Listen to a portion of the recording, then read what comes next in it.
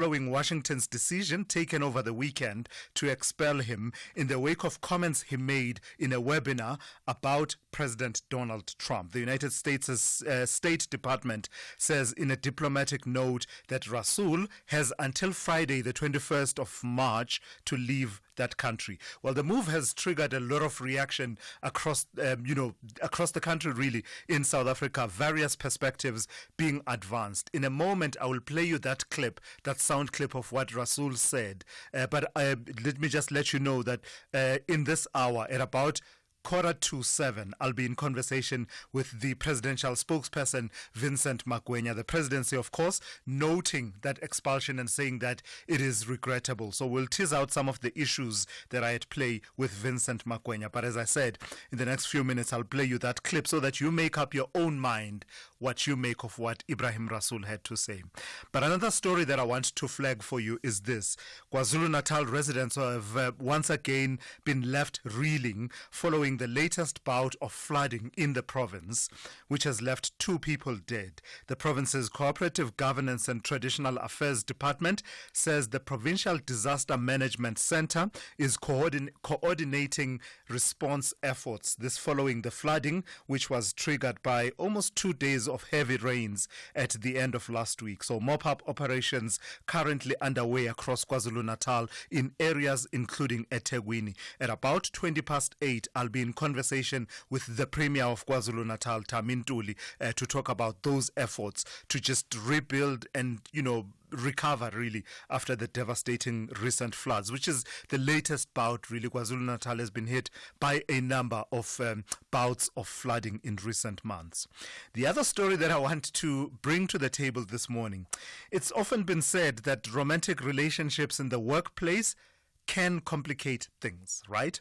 Well, 3 recent court cases have highlighted just how complicated things can get. In the one case, you'll remember a few days ago, it was reported Nedbank finding itself drawn into the court case processes involving an office romance that ended badly between 2 colleagues.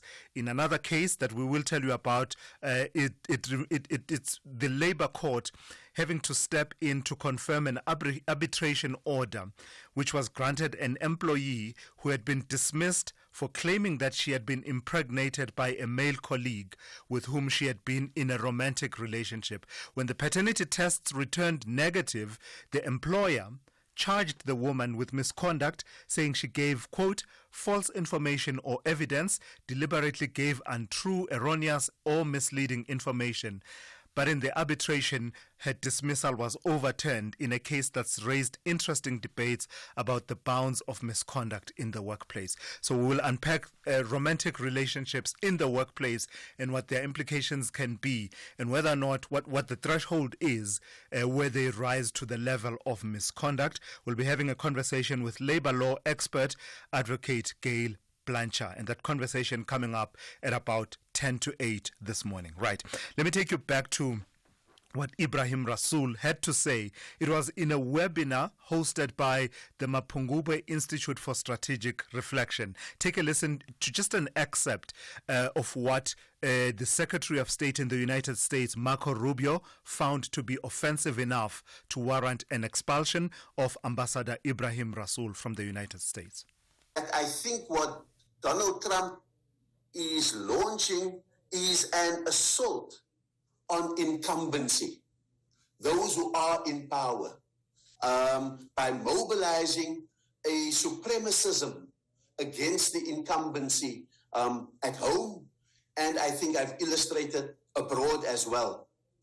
So in terms of that, the supremacist assault on incumbency, we see it in the domestic politics of the USA, the MAGA movement, the Make America Great Again movement, as a response, not simply to a supremacist instinct, but to very clear data that shows great demographic shifts in the USA, in which the voting electorate in the USA is projected to become 48% white, and that the possibility of a majority of minorities is looming on the horizon. And so that needs to be factored in so that we understand some of the things that we think are instinctive, nativist, racist things. I think that there's data that, for example, would support that would go to this wall being built, the deportation movement, etc., etc. So that's what Ambassador Ibrahim Rasool said, that really, ostensibly offended the United States' Secretary of State, Marco Rubio, and the Trump administration to the extent that they took the decision that he should be dismissed.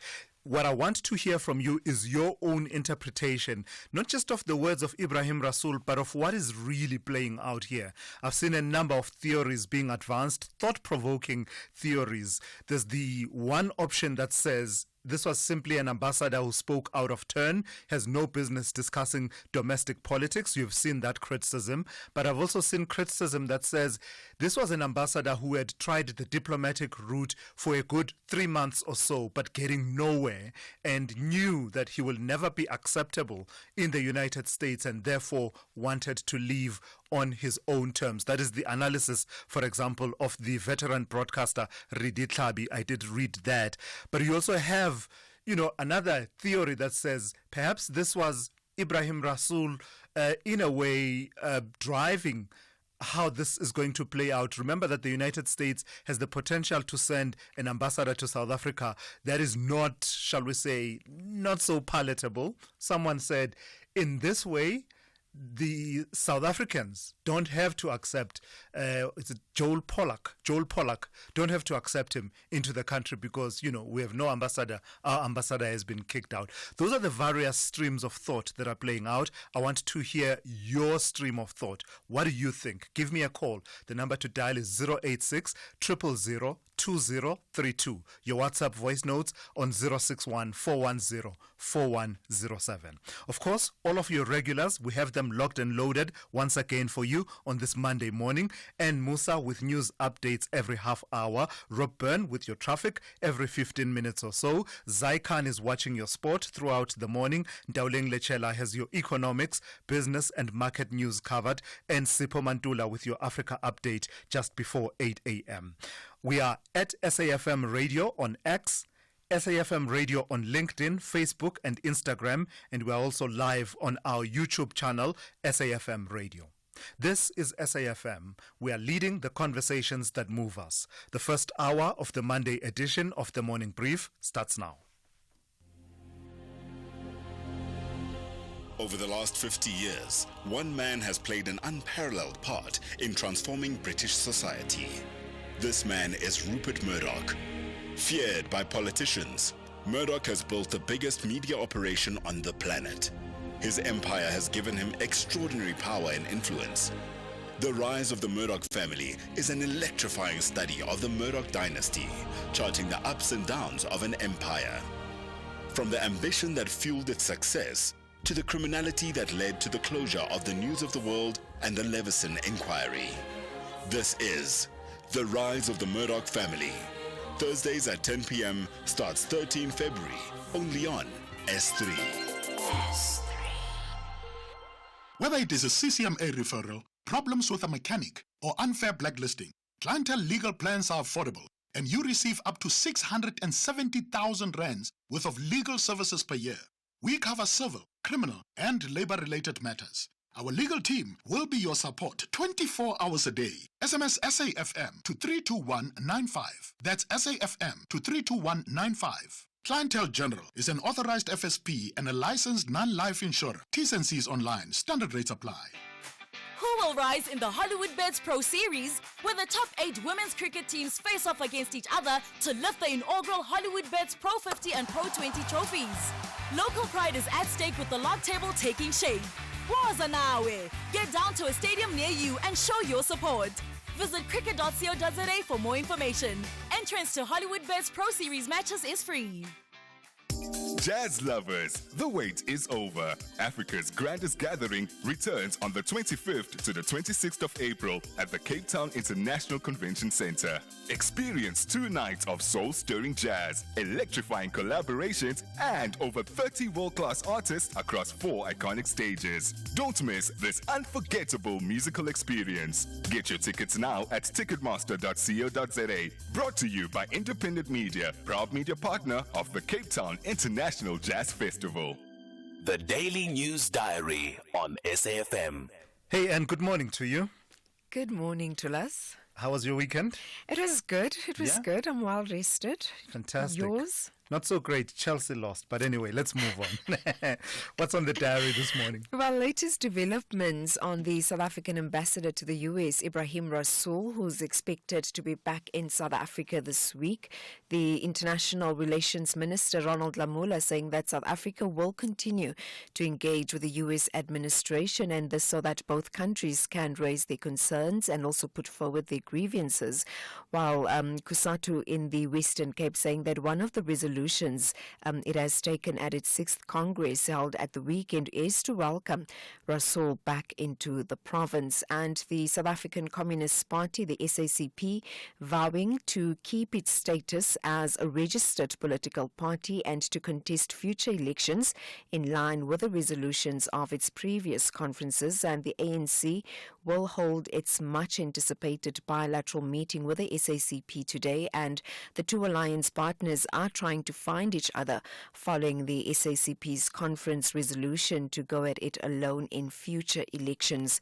Strengthening early childhood learning seen as a crucial step towards building a resilient and future-ready education system. And this morning, President Cyril Ramaphosa opens the Banapili Early Childhood Development Leadership Summit in Johannesburg, and the summit aims to rally a public and private coalition around the Basic Education Department's 2030 ECD roadmap that's for quality and universal access to early learning. The provisional liquidation application by the Reserve Bank's Prudential Authority against Itala Finance Agency expected to be heard in the Pietermaritzburg High Court today, and the Jocelyn Smith kidnapping and human trafficking trial also expected to resume in the Western Cape High Court sitting in Saldanha. Shocking testimony emerged last week, including that the child, which is Jocelyn's mother, allegedly sold her for 20,000 rand. And just lastly, SADC and East African Community Foreign Affairs ministers are meeting in Harare, Zimbabwe, and it comes after SADC took a decision to terminate the deployment of troops in Eastern DRC. So some of the stories that we're focusing on. All right, Anne, thank you for that. We'll be hearing from Anne with news updates every half hour here on the Morning Brief. Thulasizwe Simelane on SAFM. On the weather front, here's what we're looking at. Just one impact-based warning coming through from the South African Weather Service. It's a yellow level 2 warning. It says severe thunderstorms leading to localized flooding of susceptible areas, as well as localized damage to infrastructure, settlements, mainly informal settlements, property, vehicles, livelihood, and livestock. And those conditions are expected over the Mpumalanga escarpment and the western parts of KwaZulu-Natal, as well as the northeastern parts of the Northern Cape. The rest of your weather looks like this. Pretoria will be cloudy with isolated showers and thunder showers, 16 to 22. Johannesburg, cloudy with isolated showers and thunder showers, 15 to 20. Mbombela will see morning fog patches, otherwise cloudy with isolated showers and thunder showers, 16 to 23. Polokwane, cloudy with isolated showers, 14 to 22. Mahikeng, cloudy with isolated showers and thunder showers, 15 to 25. Bloemfontein will be cloudy with scattered showers and thunder showers, 15 to 25. Kimberley will be cloudy with isolated showers and thunder showers, 17 to 26. Uppington will be partly cloudy with isolated showers and thunder showers, 21 to 31. Cape Town will be partly cloudy, 15 to 24. George, cloudy 16 to 22. Gqeberha, cloudy with isolated rain and showers 19 to 22. East London will be cloudy with scattered showers and rain 20 to 23. Durban will be partly cloudy with isolated showers and rain 20 to 26.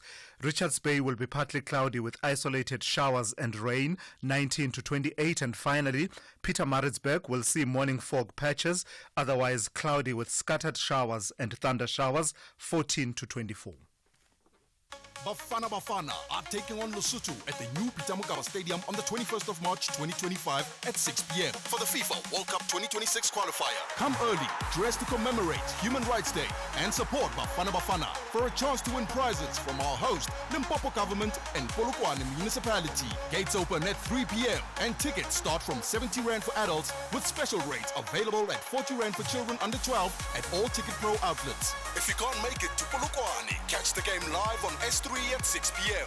or visit sabcsport.com. For more details, visit safa.net and Bafana on X and TikTok. It's always, hey, choose my kettle. It's this or that, Baba. But why? Why can't I service my car and pay for my wedding service as well? With a Nedbank personal loan, that's a rhetorical question because I can do both with access of up to 400,000 Rand at the best interest rate that is customized for me. Don't let cash flow hold you back. Apply for your Nedbank personal loan online today. See money differently. Nedbank. We're a licensed FSP and registered credit provider. T's and C's apply. Worldview Update, bringing you closer to international or global news. 25 minutes after 6.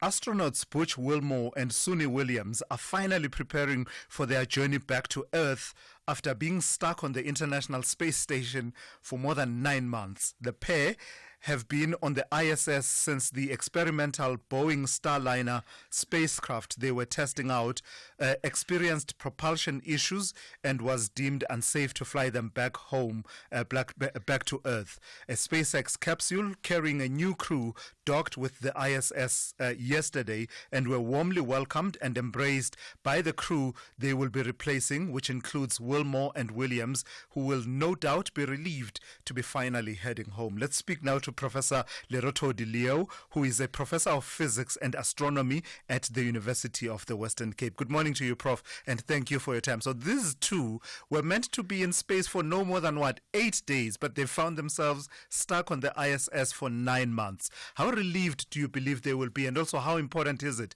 for these constant crew changes to happen on the ISS? They will be very, very relieved to go back home and, meet their families, and they will be very happy to continue serving science and humanity in this way. But just the importance of crew changes on the ISS and the work that gets done there. They were not the only ones who were embracing this new crew that is relieving the crew that has been there all along. What kind of work gets done there, and the crews that get to go to the ISS? Well, the changes are important because in the ISS, the environment is microgravity, not as much as we have here on Earth. And the body changes because of that environment. You lose muscle mass, bone mass, amongst other things. The brain itself and the gut, stomach might, function differently. And so you want to limit the amount of exposure to that. But at the same time, those kind of experiences also help learn how the body actually functions here on Earth. Part of that mass and bone loss happens with aging. And here on Earth, for example, men, when they are in their 40s, older, will start to lose some 1% of their mass half a year, but there it happens much rapidly within 2 weeks. So normally when you monitor that in space, you would also learn about aging here on Earth. Yes, so the exposure is important. So there are important learnings about how the body functions when in conditions on Earth versus in the conditions you describe in space, and particularly on the ISS. Does that also underscore the continued importance of the ISS then? Recently, there's been this debate triggered by Elon Musk, who says it's time to deorbit the International Space Station. Yes, this also triggers the importance of the ISS for this aspect of different biological experiments, and then also physical or scientific experiments. If you like, I mean, it's literally this station that is in space, and I'm using the word station because if you are thinking of it then as the station that gets used for further missions such as to the moon and Mars, or at least learnings related to that. So there's that importance as well for space travel. Yeah. So the decision was taken by NASA to work with SpaceX, Elon Musk's SpaceX through their Dragon capsule instead of the Starliner of Boeing. Where does this leave us in terms of space travel and the ability to launch these missions? Boeing trying to get in, but of course facing those difficulties with that experimental rocket that they were using. But where does this leave the conversation about space travel and manned and crewed missions to the ISS and beyond? So this is within the discussion of or the orbit of commercial space travel, so vehicles designed by corporates rather than NASA itself. And there is, as you mentioned, SpaceX, there is Boeing, and actually one other company. They are still being considered for further vehicle manufacturing. SpaceX is still well ahead of them, but the whole thing was done, really carefully to emphasize safety rather than exclusion of these other companies. So it will have been a setback for them that, like Boeing, it means now they haven't had an experience of actually returning humans back to Earth. They have had the experience of taking them there but not back. So they'll still be waiting their turn now. And yes, it is unfortunate that it means that the development of the vehicles hasn't gone as fast for them because of all that experience. But they are not out of the running yet. They still have, All right, thank you for that, Professor Leroto de Leo, who is Professor of Physics and Astronomy at the University of the Western Cape. Let's check in now with Ann Musa with the latest news headlines. Good morning. Thanks to us. In the headlines, a 48-year-old man who allegedly stabbed and killed his 14-year-old stepdaughter at Gatoka outside Magwenya in Limpopo is this morning expected to appear at the local magistrates' court. The Hawks have arrested a 33-year-old woman at the Cape Town International Airport yesterday for the alleged possession of drugs.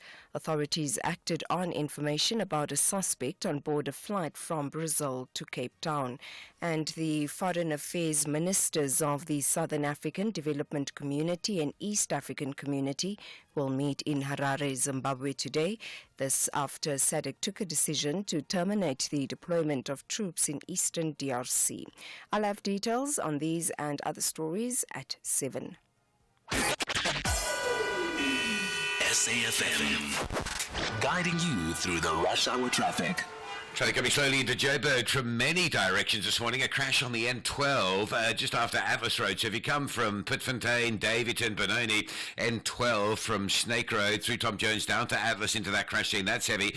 The bike one is busy at the normal queues this morning from Ormonde all the way through to about Empire Road in Braamfontein. There's also a crash coming off the West Rand area, Hendrik Portgieter at Albert Street. That'll be Hillfox area. So if you're coming from Clearwater Mall down towards 14th Avenue in the N1 on Hendrik Portgieter, There's an extra backlog there. And the N1 is just slow today, and it's a little bit busier than normal from John Foster all the way down to New Road. In fact, a point just south of New Road. Traffic pretty much all the way through on that particular run.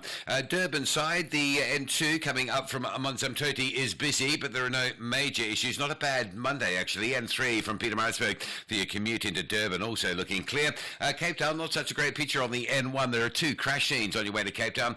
One at the Durban Road exit at Belleville, and then another shortly after as you come down Plattekloof Hill towards Plattekloof Road. So no gaps in that traffic. A queue right back to Kraaifontein. The N1 inbound passing those two crash scenes down towards Plattekloof Road. Very heavy. Mitchell's Plain has been queuing since 5:30 this morning. There's a lot of traffic in the Mitchell's Plain area these days. Roadworks intensifying on the M7 out towards Danafontein Road. That's as you get up towards Philippi, and roadworks intensifying at the same time on AZ Berman from sort of Sesame through to the R300. So both of those routes are busy, and motorists clogging up alternatives as well. Rob Byrne, SAFM Traffic. This is SAFM Sport with Zai Khan. Hey Zai, good morning to you. I don't suppose there's a way that you and I can talk nicely and we just removed this one story from your bulletin this morning. I don't suppose that can be arranged. That story. We'll get to that story, but we'll go No, very we shouldn't quickly. get to it. Talk about everything else football. Tell me about Orlando Pirates versus Sundowns. Pirates beat Sundowns. Yeah. I mean, is this a one-off or the start of something big? We're just going to have to watch it very closely because apparently their coach, Jose Rivero, believes that 2-1 win over the log leaders Sundowns was proof that they're capable of taking the title race down to the wire. The Buccaneers got 2 quick-fire goals within the opening 5 minutes through attacker Relebohile Mofokeng, forcing their rivals to spend the rest of the match fighting to claw their way back. Pirates' victory at FNB Stadium reduced the points gap to 15, with the Soweto Giants still 4 fixtures behind. Let's hear from the Pirates coach, Jose Rivero. We got the lead nice and early in the game, and that's it gives you obviously a good advantage, a boost of confidence as well. Opponent a little bit not lost, but trying to find their space on the field. So a fantastic script is the word for us to play from there. Richards Bay secured a 2-0 win over Kaizer Chiefs in their match played at the Kings Wellatini Stadium. The victory sees the Natal Rich Boys climb to 11th spot in the standings after registering their 6th league win of the season. Amakosi, on the other hand, remain 8th in the standings after recording their 9th league defeat of the campaign.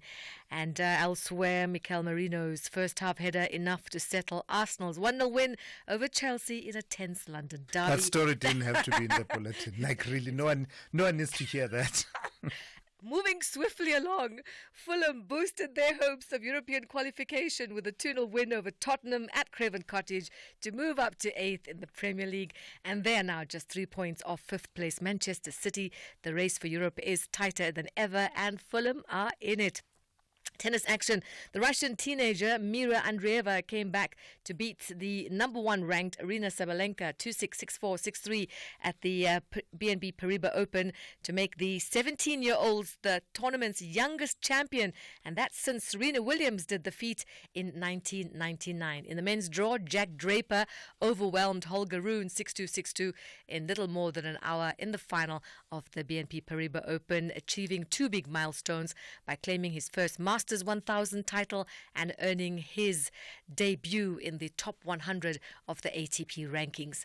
And finally, some athletics news. The men's and women's course records tumbled at the Barcelona Marathon yesterday, with Tesfaye Deriba Ketima and Sharon Chelimo winning the World Athletics Gold Label Road Race in 2 hours, 4 minutes, 13 seconds and 2 hours, 19 minutes, 33 seconds. And that's a wrap of your morning brief sport. There'll be more top of the hour. I'm Zai Khan. The Business Update on SAFM. Good morning to you, Ntaoleng, who only tells me the stories I want to hear, unlike Zai Khan. Tell me about China unveiling its growth plans amid growing tariff concerns. Morning, Thulasizwe. You know I love being a fave. It's one of my special talents. You know what I mean? You are a fave, of course. So China unveiling a special action plan to boost consumption to revitalize domestic consumption in the world's second largest economy. The plan announced yesterday aims to boost consumption, expand domestic demand, and increase spending power by raising earnings and reducing financial burdens. Now, to achieve this, China will implement various measures, including increasing income through reasonable wage growth and improving minimum wage adjustment mechanisms. The plan also aims to reduce financial burdens by developing more bond products suitable for individual investors and stabilizing the stock market. And China will boost tourism by supporting inbound and domestic tourism. Now, this plan comes after China's Premier Li Qiang emphasized the need to boost consumption as the top task for the year ahead. With China facing a sluggish consumer landscape and deflationary pressure, this plan aims to counter these challenges and promote sustainable economic growth. Now, Chinese leaders have also pledged to issue additional ultra-long special treasury bonds with 300 billion yuan to support consumer subsidies. And then tell me also in news related to China and Dowling, tell me about their economic indicators improving. So clearly, these plans are going to support the slight growth we're seeing so far. That economy showing promising signs in the first 2 months of the year, with retail sales rising 4% year on year, industrial production climbing 5.9%, and fixed asset investment increasing 4.1%. These numbers are in line with or exceed expectations, indicating, of course, a positive start to the year. The growth in retail sales in particular, a welcome sign, especially after China's consumer price inflation fell below zero in February for the first time in over a year. The decline in inflation has led Beijing to revise its annual inflation target to around 2%, the lowest in over 2 decades. Of course, this to boost domestic consumption and address slowing income growth. Now, Chinese policymakers have unveiled a wide-ranging plan that, in addition to the plan I just talked to you about a few minutes ago. Now, China's leadership has set a growth target of around 5% for this year, with which rather may be challenging to achieve due to rising trade tensions with the US and entrenched deficiency pressure. To reach this target, economists believe Beijing will need to provide stronger stimulus and support domestic consumption even more to offset the potential declines in exports. All right, Ndaulen, give us a recap of market activity over the last few days and into this Monday. So the relief rally gained traction with U.S. stocks closing in the green on Friday after hitting correction territory. With that, we are seeing the Nasdaq making the most gains on that front, closing 2.6% higher. That rally also playing out and filtering through to the local markets, with the JSE trading firmly in positive territory, the all share gaining 0.97%, boosted by a 1.28% jump in the financial 15. Now, in the currency scene, the rand making gains. Well, most commodity-backed currencies are performing well on the back of the strong gold price, and that giving the rand that extra boost. It's trading at 18.19 to the dollar this hour. Lastly, in Asia, markets in the green, reacting positively to China unveiling a special action plan over the weekend to revive consumption and to boost the stock and real estate market. That's our Ndaulen Lichela right there with the first update of the morning. Look out for more of her insights coming through just after 7:30 here on the Morning Brief. What you're about to hear is not a call from Standard Bank. Hello, Ma. You just made a payment of 2,000 Rand to a store in Guatemala. Yeah, if not, please give me the OTP we've just sent to you and we'll stop this transaction. Don't fall for it. Standard Bank will never ask you for your one-time PIN over the phone. If you suspect fraud, hang up immediately. Visit our help center on the banking app to learn more or call our fraud line on 0800 222 050. Another lesson to hashtag beat the scam. Standard Bank is an authorized FSP and registered credit provider. T's and C's apply. Honey, what are you doing? I'm stretching for tonight. I thought you're not dancing at bachelorette parties anymore. Baby, we need the money to put Johnny through matric mos. And what's the police uniform for? The clients feel safer when I wear it. No, man, just sell your bucky to We Buy Cars. They give the best prices and they pay you within minutes. Okay, but can I just go and dance one more time, please? You know how much I love it. No, the buyer's already on his way here. Wow, okay. Strapped for cash? Just sell your vehicle to We Buy Cars. The easiest way to sell your car by far. Big stories of the day. Hashtag the morning brief. The United States will today officially strip South Africa's ambassador to that country, Ibrahim Rasool, of his recognition, privileges and immunities following Washington's decision to expel him, that decision coming in over the weekend. It comes, of course, in the wake of comments he made in a webinar about President Donald Trump and his administration. The U.S. State Department says in a diplomatic note that Rasool has until Friday, the 21st of March, to leave the country. The move marks a new low for the U.S.-South Africa relationship, with the presidency describing it as regrettable. Let's speak now to the presidential spokesperson, Vincent Magwenya, who joins me now this morning. Regrettable is how you describe it, Vincent, but where does this decision leave our relationship with the United States at the moment? So this is indeed, it's a regrettable decision, one that we will draw lessons from and reflect on. However, our energies are focused on researching the relationship with the United States. It's an important and strategic political, diplomatic and trade relationship, one that we want to maintain. And so we will focus on that, and we will focus on being consistent in terms of being positively disposed towards the United States and constructive in our engagements. How disruptive is this expulsion of Ambassador Rasool going to be in that effort to try and reset the relationship, as you call it, between the two countries? For instance, what work was he busy with that it will now be of necessity be disrupted? Well, it's a temporary bumpy patch that we think we will go through fairly soon. There were engagements that he was having at various levels with the Trump administration. We'll be able to reset those engagements and move forward. What is important here is for us to remain steadfast in terms of acting in line with our foreign policy position, that we seek to maintain positive relations with all countries in the world. We are an enemy of none, and we are not allied with any country against anyone. And so we will maintain that posture until such time we're able to smooth out all of these issues. There is still a huge opportunity for us to grow and expand our trade relationship with the U.S., hence the work that's being led by the DTIC to look at a formulation of a trade proposal that we can put before the Trump administration and then take things from there. And so we remain bullish and we remain confident that all of these issues at some point will be resolved.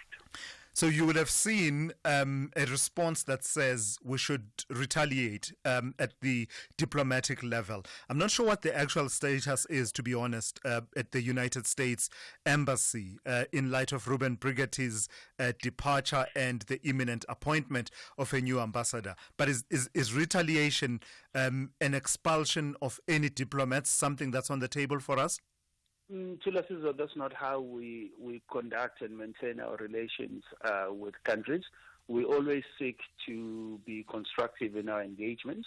You've alluded to the former Ambassador Brigitte.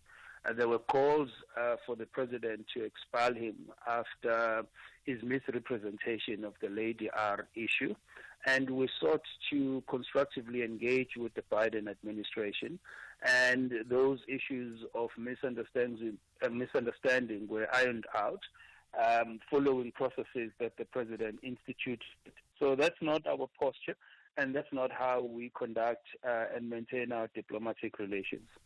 And given the importance of the work that needs to be done, how soon will the president be looking to replace Ambassador Rasool in Washington? As soon as it is practically possible. So DIRCO will compile a list of recommendations and the president will then consider those recommendations and make a decision on the most appropriate person who can represent South Africa's interests and aspirations with respect to the relationship with the U.S. against this particular backdrop that we find ourselves in. And part of the conversation, Vincent, has been about reflections, honest reflections about Ambassador Ibrahim Rasool's own comments. Just from the presidency perspective, how much responsibility should our ambassador, shoulder for, at the very least, breaching diplomatic protocol, or perhaps a faux pas of some kind, a diplomatic faux pas, in that, he was discussing domestic American politics in that webinar in terms that some would say were unflattering? Ambassador Rasool is an experienced diplomat. This was his second tour to the United States. I'm certain, given time, he will reflect on his time during this second tour and what transpired. On our side, as we reflect, we will be focused on the way forward, spending a lot of energy conducting a postmortem on what happened and what could have happened does not help us now. What we have to do now is to look forward and look at how we pick up from where Ambassador Rasool has left off, being mindful of, as I've said, the importance of the relationship with the United States, which, by the way, has a lot of positives where there are areas of alignment between us and the U.S., and we will focus on highlighting those areas of convergence where we can work very well with the Trump administration going forward. How soon is the presidency looking at sending that delegation to the United States? I saw that Deputy President Paul Mashatile is in Japan, and there's been a lot of that activity happening. But the core of the problem, as much as we'll be engaging with various countries, the core of the difficulty lies in Washington, and the president did talk about sending delegations to engage the Trump administration. How soon can we expect that to happen? So the president is on record that it will not be prudent to hastily dispatch a delegation to the United States just to merely explain ourselves or to protest at whatever issue. What will be prudent will be for the president to send that delegation when enough ground preparatory work has been done, or rather when enough preparatory work has been done on the ground for that delegation to go to Washington, firstly. Secondly, when we have something tangible in a form of a trade deal proposal that will be mutually beneficial to both countries, that we can put on the table before the Trump administration and then engage over. At this stage, that work is in its infancy, and there is no need for us to act in haste or in a panicked manner. In time, we will be able to secure the right level audiences with the Trump administration over something that will tangibly bring us together and assist us in mapping the way forward in maintaining this historic diplomatic and strategic relationship with the U.S. All right, I've got to thank you for your time this morning. That's Vincent Magwenya, who speaks on behalf of the presidency. SAFM, guiding you through the rush hour traffic. Good morning. Heavy traffic leaving the Ekurhuleni side. Carl Cheng, on your way to Joburg. It's a crash on the very busy N12. It's a high-volume route this time of morning. The crash is just after Atlas Road, the backlog through to Pitfontein Road. Roadworks on the R21, opposite Tembisa, causing delays both ways. It is heavier on the Pretoria-bound section, but there are some delays airport-bound that you'll need to know about. Crash on Hendrik Potgieter coming off the West Rand at Hillfox, causing delays. And the N1 this morning, fairly slow from Soweto all the way through to Sunninghill. Hill, noticeably busier there. The N13 Midrand looks like an issue just before John Foster coming south from Centurion. That's your first problem. Boerta Avenue, John Foster, and then Brockfontein down to New Road, pretty heavily packed. And no traffic lights on Pretoria East Side, Solomon, Mhlanga and Delphi, and that always causes delays. It was a pretty good run out of Pietermaritzburg to Durban until now. It's a stationary truck after Market Road. One lane open only because, of course, the construction's a big delay coming down out of Pietermaritzburg towards that scene. The N13, Hillcrest onto Fields Hill via Kloof looking quite slow. And Cape Town, heaviness on the N1 inbound. There were two crashes this morning. The one at Plattekloof out of the way, but there's another one on the side of the highway inbound at Durban Road in the Belleville area. So that's very heavy traffic coming in from Kraaifontein. The N1 this morning backlogging through to about Brighton Road. M5 is fairly slow from Ottery all the way up towards the Kubo interchange. And if you're coming out of Khayelitsha wondering what all the fuss is about, it's a broken down My City bus on the Spine Road on-ramp to the N2 inbound. So Spine Road, whether you're out of Khayelitsha or in from Mfuleni, heavy backlogs towards that N2 bridge. It's all congested trying to work your way around that bus, blocking that on-ramp to the N2. Rob Byrne, SAFM Traffic. A convicted murderer on death row, a vicar in a quiet English town, and a maths teacher trapped in a cellar. Cross paths in the most unexpected way. Jefferson Grief is on death row in an American prison for brutally murdering his wife. But it turns out that Grief has a gift. He can solve crimes from inside his cell. English journalist Beth Davenport needs Grief's help.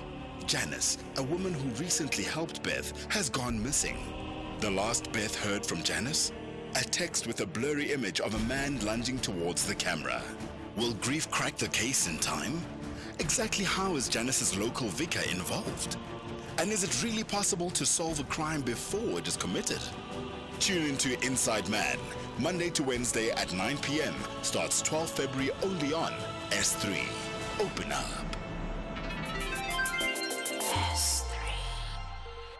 This is a story of Vodacom's impact. I didn't know anything about computer. I learned a computer after I passed my matric, and Vodacom is doing an excellent job in the youth of South Africa. This is why we do it. Over 1,800 Youth Academy students trained, with 250 placed in ICT coordinator roles at our schools of excellence. That's why we're the #1 CSI contributor for 8 years running. See more at now.vodacom.coza. Further together, Vodacom.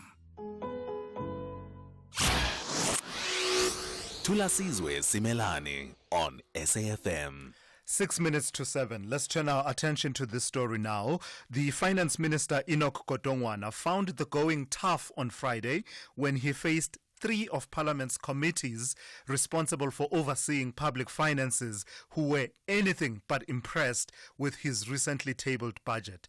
Godongwana appeared before a joint sitting of the Standing Committee on Appropriations and the Standing and Select Committees on Finance. His foregrounding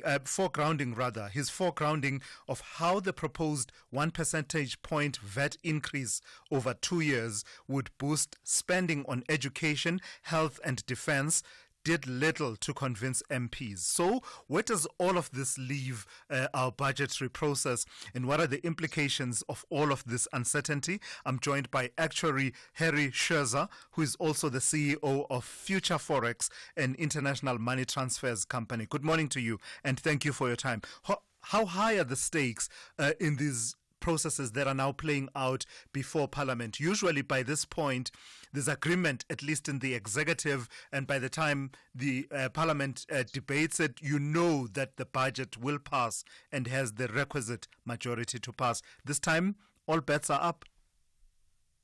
Hi, Tula. Thanks for having me on. And yeah, it's a fascinating time at the moment in South Africa with, as you say, the speech not being particularly well received by government officials. And I think, as we know, because it's a GNU, we have a number of opposing who please everyone. So Enoch Godongwana had what I'd argue an impossible task, but I think under the circumstances he did relatively well, and the Rand has done pretty well since in light of that. Yeah. So all of this, Harry, has an impact on business, investors and consumers. Just outline for me what that impact is and how important it is that we get to finality on this matter so that the impact at least can be short-lived as opposed to, long-lasting.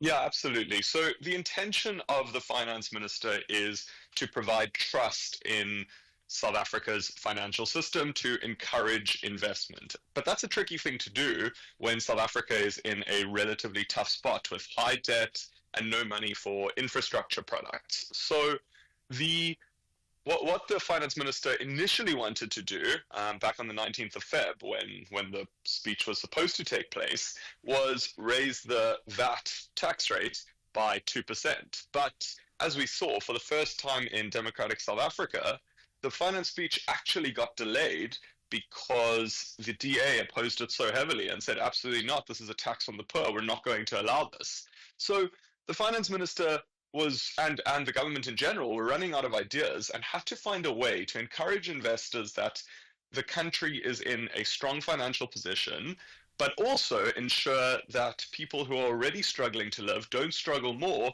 through abnormally high VAT increases. And what they ended up coming up with was one where there was a slight VAT increase, 0.5% in May this year, and then another 0.5%, so up to 16% overall by April next year.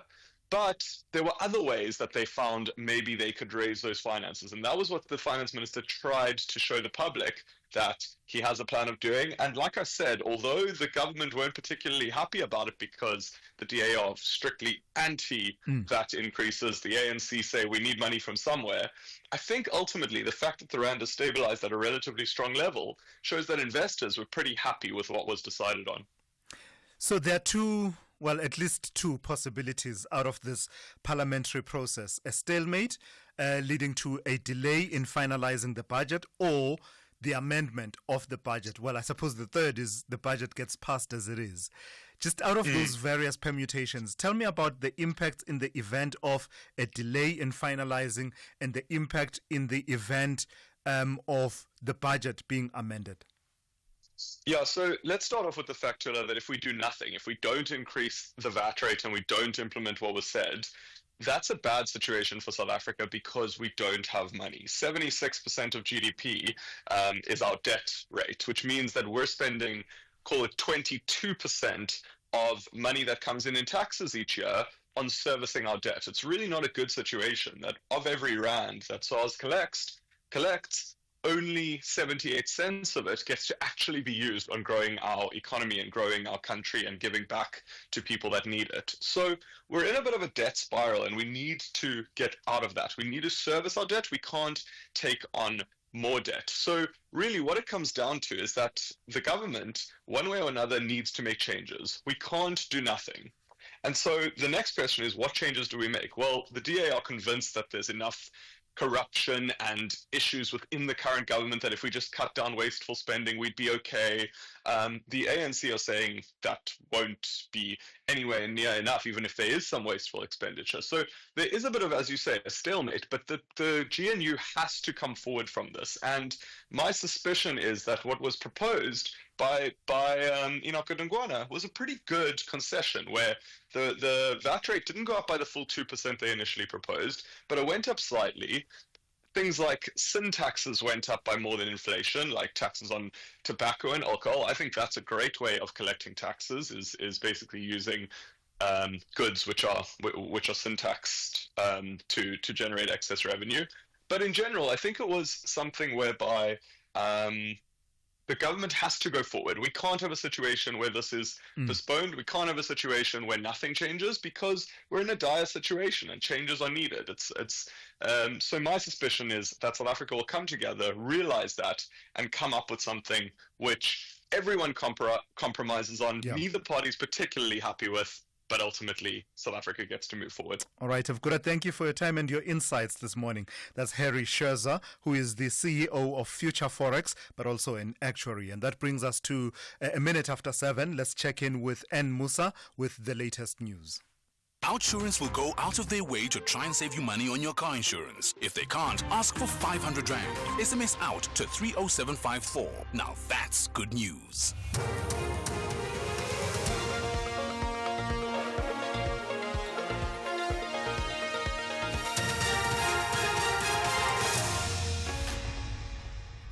In our top stories, Limpopo man to appear in court for murder of his stepdaughter and High Court to hear Reserve Bank's Prudential Authority's application against Itala. Good morning. A 48-year-old man who allegedly stabbed and killed his 14-year-old stepdaughter at Khatoka outside Mankweng in Limpopo is this morning expected to appear at the local magistrate's court. Ribotile Muloto was stabbed to death while walking to school on Friday morning. Limpopo police spokesperson Malisela Lidwaba says the incident followed an altercation between the girl's mother and the suspect the night before. The emergency medical services personnel, upon arrival, certified the 14-year-old dead.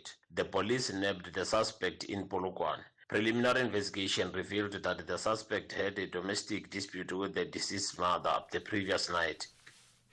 The Jocelyn Smith kidnapping and human trafficking trial is expected to resume in the Western Cape High Court sitting in Saldanha today. Shocking testimony emerged last week, including that Jocelyn's mother allegedly sold her for 20,000 rand. Kelly Smith, her boyfriend Jacquin Butapolis and Stevino van Rijn are on trial. 7-year-old Jocelyn disappeared from the Middle Post informal settlement on the 19th of February last year. Vanessa Puna reports. Dropping a bombshell in court on Friday, a former accused who turned state witness Laurentia Lombard testified that a day before Jocelyn went missing, Kelly Smith told her she had sold her to a Sangoma for 20,000 rand. Lombard said at that time, Smith's co-accused, Stefano van Rijn, was also present. She says Smith then offered to pay both of them hush money. Lombard testified that on the morning of the 19th of February, before Smith left for work, she told Apollos that he must keep Jocelyn ready at 2 o'clock because the people would be fetching Jocelyn at that time. She also saw Smith packing some of Jocelyn's clothes into a black cooler bag. Lombard's expected to continue testifying on Monday. The Hawks have arrested a 33-year-old woman at the Cape Town International Airport yesterday for the alleged possession of drugs. Authorities acted on information about a suspect on board a flight from Brazil to Cape Town. Hawks spokesperson Siyabulela Vukubi says cocaine was found hidden inside a sports bag and some ingested. Upon further investigation, it was established that she had swallowed an unknown quantity of drug pellets. She is currently in hospital in an attempt to remove the swallowed drugs. Once charged, the suspect will make her first appearance in the Bellville Magistrates Court on the 18th of March 2025. The provisional liquidation application by the Reserve Bank's Prudential Authority against Itala Finance Agency is expected to be heard in the Pietermaritzburg High Court today. Earlier this month, the KwaZulu-Natal government requested a 2.4 billion rand loan from National Treasury. In a statement, the Provisional Finance Department state that it's to serve as a security guarantee until the entity acquires a banking license. Since the 16th of January, over 250,000 Itala clients have not been able to withdraw or deposit funds. This was due to an application by the Prudential Authority to provisionally liquidate Itala over claims of legal and technical insolvency. The provisional government says it's working to secure a banking partner to host Itala's depositors. They say this will give Itala time to restructure its business to apply for a full banking license. The Foreign Affairs Ministers of the Southern African Development Community and East African Community will meet in Harare, Zimbabwe today. This comes after SADC took a decision to terminate the deployment of troops in the eastern DRC. The withdrawal of SADC troops will be done in phases. This announcement was welcomed by the M23 rebel movement in Goma. International Relations Minister Ronald Lamola says Pretoria will continue to assist in finding peace in the region. It's a follow-up meeting from the meeting we had in Dar es Salaam, where it was said that we need to meet again within 30 days to assess progress since that time, where we send the chiefs of the defense forces and also the two organs of the two communities, SADC and the East Africa one, to start and initiate the processes. Recapping the top story, a 48-year-old man who allegedly stabbed and killed his 14-year-old stepdaughter at Gatoka outside Mankweng in Limpopo is this morning expected to appear at the local magistrates court. For SAFM News, I am Anne Musa. Those were the top stories for this hour. Don't miss out on a possible car insurance saving. SMS out to 30754 for a quote. Outsurance, where you always get something out. 50 Rand petrol won't get you anywhere nowadays, but Outsurance is still dedicated to saving you money on your car insurance.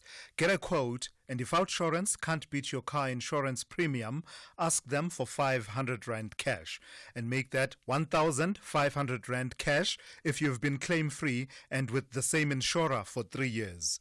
Get monthly savings on your car insurance or cash in your pocket. SMS out to 30754. That's out to 30754. With Outsurance, you always get something out. A licensed insurer and FSP, T's and C's online.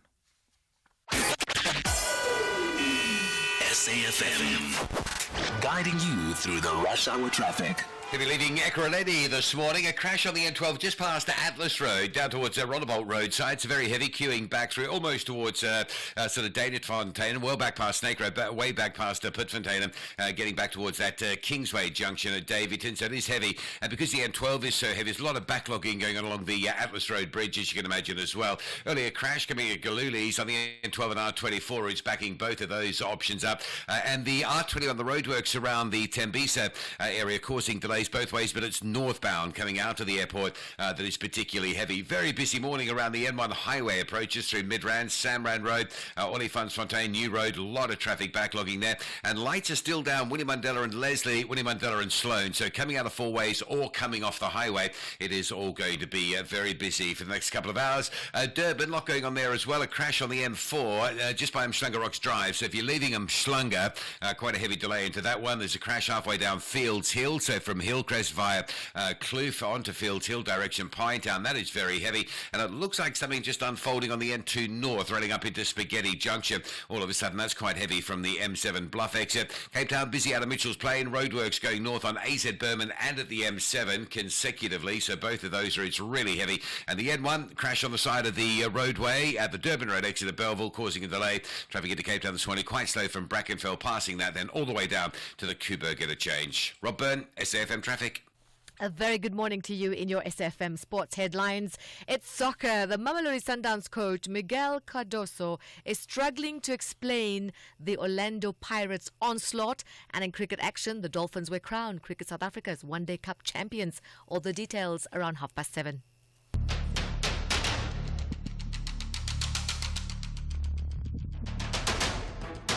The Morning Brief with Thulasizwe Simelane. Weekdays, Monday to Friday, 6 to 9 a.m. The Morning Brief with Thulasizwe Simelane. Weekdays, Monday to Friday, 6 to 9 a.m. 10 minutes after 7 on this Monday. It's good to be in your company. I'm Thulasizwe Simelane. We are into the second hour of the Morning Brief here on SAFM. And in this hour, here's what's coming up. We'll be telling you about the various schools of thought and theories that are being advanced as to what's really at play in the United States' expulsion of the South African ambassador to that country, Ibrahim Rasool.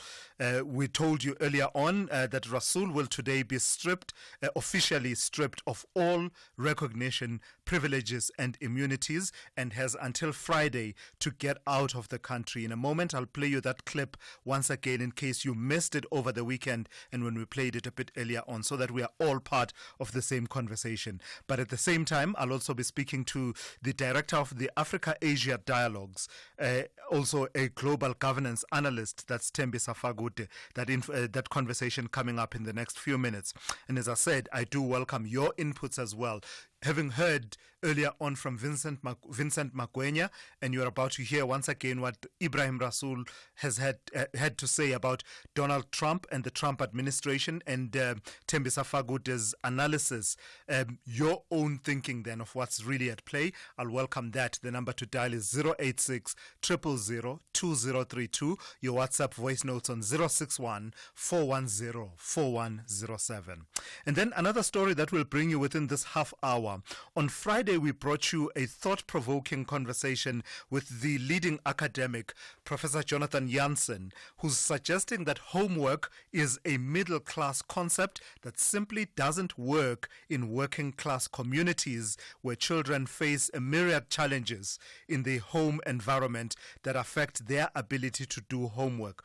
Jansen is championing the scrapping of homework altogether in favor of teaching methods that include dedicating additional time in class to recap and reinforce newly taught concepts before moving on to the next topic. My guest this morning, wanting to respond and give perhaps a counterpoint, will be the Department of Basic Education's Elijah Mhlanga, and Elijah will join us at about 7:20. All of your regulars once again locked and loaded, and as I said, your calls to the number 086 000 2032. Your WhatsApp voice notes, I'll take those on 061 410 4107. This is SAFM. We are leading the conversations that move us. The second hour of the Monday edition of the Morning Brief starts now. Imagine living in a community free from gender-based violence and femicide. That reality is possible, but only if we commit to building families that are free from violence and are inclusive, where children are raised equally. Every child has the right to grow up in a loving, nurturing and safe environment that promotes good mental health.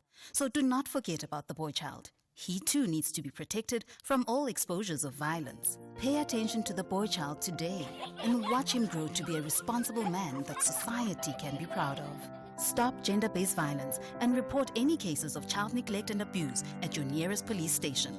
Or call the Gender-Based Violence Command Center on 0800 428 428. A message brought to you by the GCIS. The only talk radio morning breakfast show that makes sense. The Morning Brief with Thulasizwe Simelane.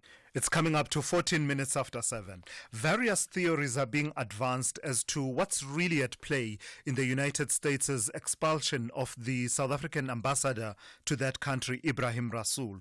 Rasool will today be stripped of all recognition, privileges and immunities has until Friday to get out of the country.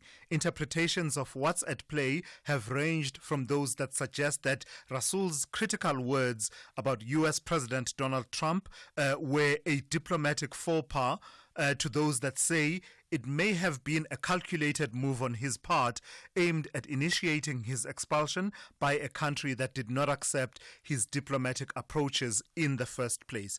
I want to go into a conversation with Thembisa Fagute, the director of the Africa-Asia Dialogues, a global governance analyst. But before I do that, so that we are all on the same page, take a listen to what an excerpt of what Ibrahim Rasool had to say in that webinar. I think what Donald Trump is launching is an assault on incumbency, those who are in power, by mobilizing a supremacism against the incumbency at home, and I think I've illustrated abroad as well. So in terms of that, the supremacist assault on incumbency, we see it in the domestic politics of the USA, the MAGA movement, the Make America Great Again movement, as a response, not simply to a supremacist instinct, but to very clear data that shows great demographic shifts in the USA, in which the voting electorate in the USA is projected to become 48% white, and that the possibility of a majority of minorities is looming on the horizon. And so that needs to be factored in so that we understand some of the things that we think are instinctive, nativist, racist things. I think that there's data that, for example, would support that would go to this wall being built, the deportation movement, etc., etc. So that's what Ibrahim Rasool had to say. Let me speak now to Tembisa Fagote. Good morning to you, and thank you for your time, Tembisa. So your considered view, please share that with us, of what's really at play. It surely can't just be about these comments by Ibrahim Rasool that could have been protested and addressed through other diplomatic channels, a note verbal, a day march, summoning the ambassador, etc. What's really at play here? Well, what's at play is what's already been communicated or was communicated by Donald Trump through the executive order, including the false information about the South African government confiscating or expropriating land of Afrikaners illegally and removing the Afrikaners from their land, etc. Also, our relationship with Iran, but importantly is the ICJ case against Israel. Over the past couple of days, we've seen South Africa also agitating towards Europe. The visit of Ursula von der Leyen to South Africa and pledging the 4.3 billion euros investment in South Africa, I think has something to do with it. I think what is also important is after that tongue-lashing episode between Volodymyr Zelensky and Donald Trump in the White House, South Africa moved on to pronounce and confirm the date of Volodymyr Zelensky coming to South Africa after he was welcomed and given a hero's welcome in Europe by European leaders following that debacle. So we are seen now to be agitating towards Europe, and I think that continues to offend, to not really offend, but continue leading the leadership in the United States to dig in his heels regarding their position and attitude towards South Africa.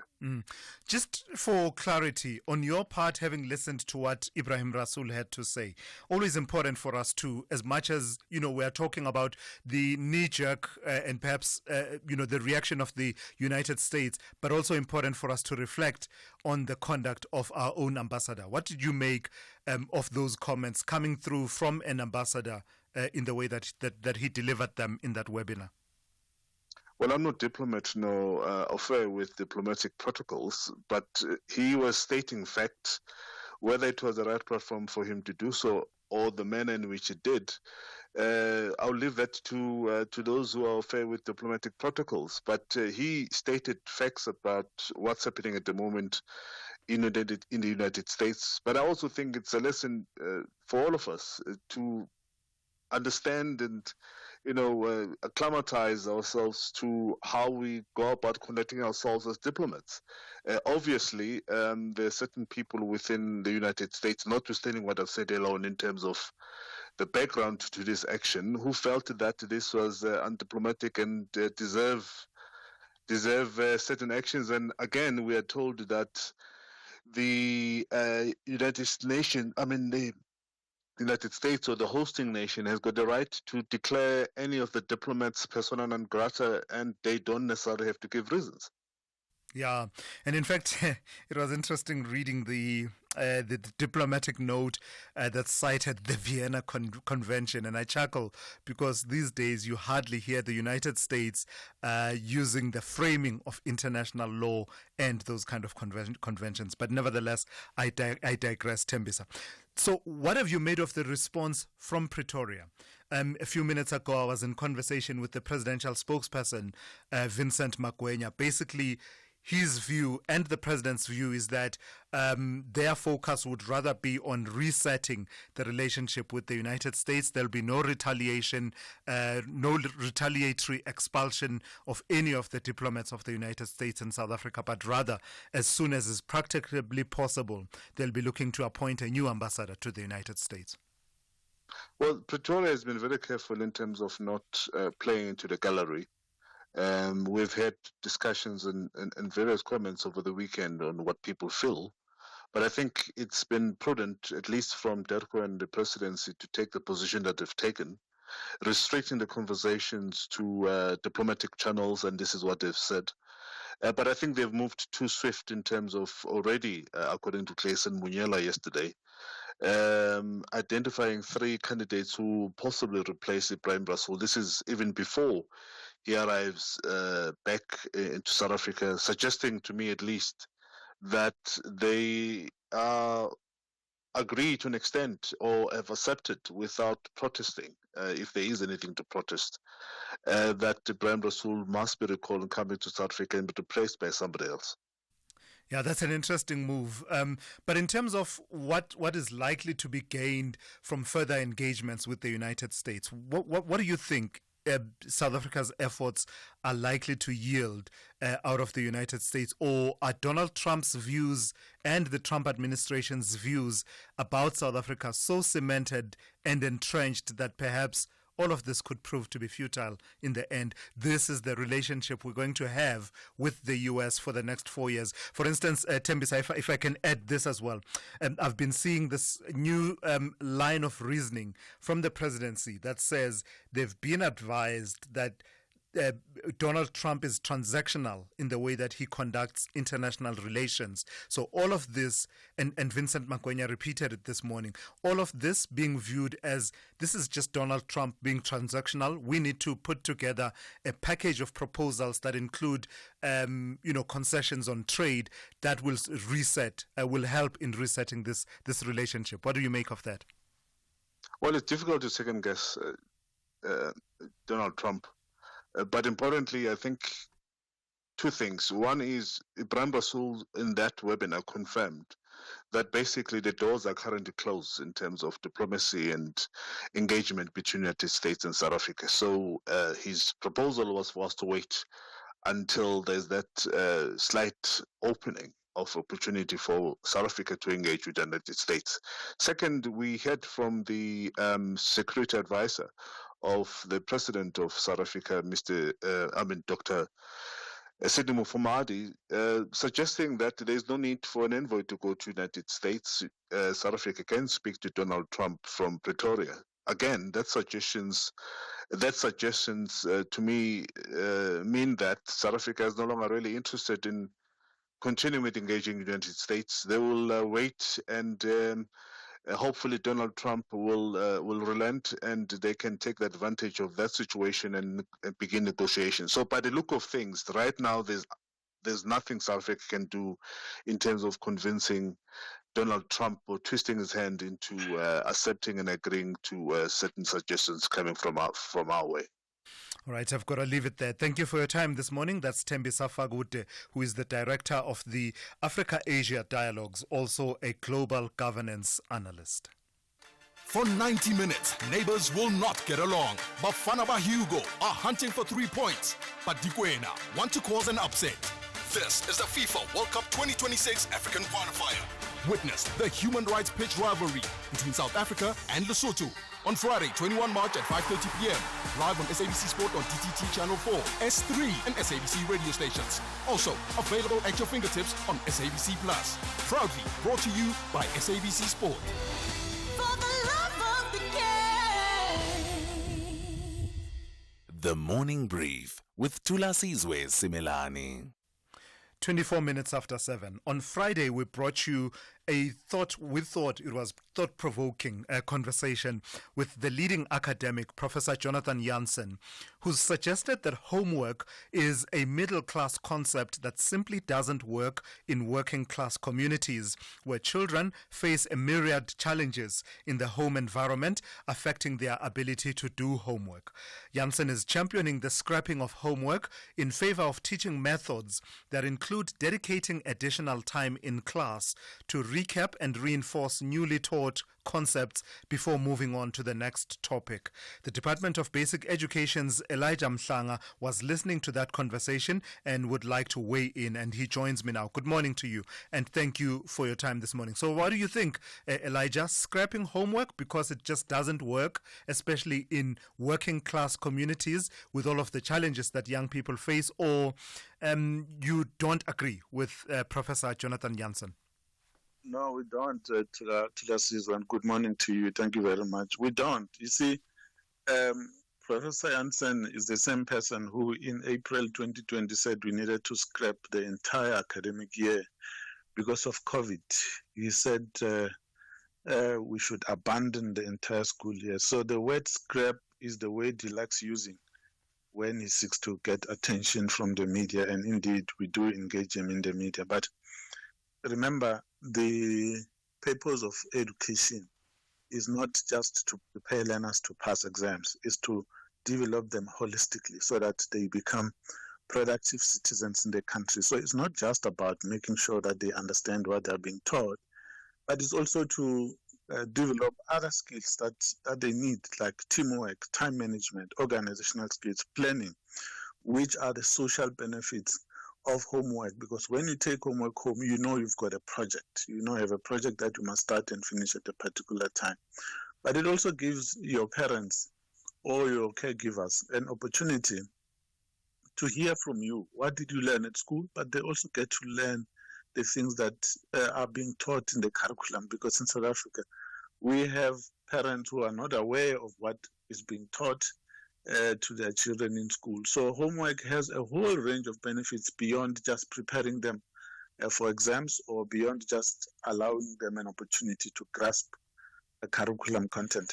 But surely as a department, you must see value in his contributions about the realities of some children in South Africa who, in the home context, don't have that space and luxury, really, of being able to do homework. Dysfunctional families, people dealing with food insecurity, and he was talking about instances where the house is so small and so poorly lit, such that doing homework is frustrating and difficult. Surely he is talking to something that is a reality that you are also grappling with as a department there.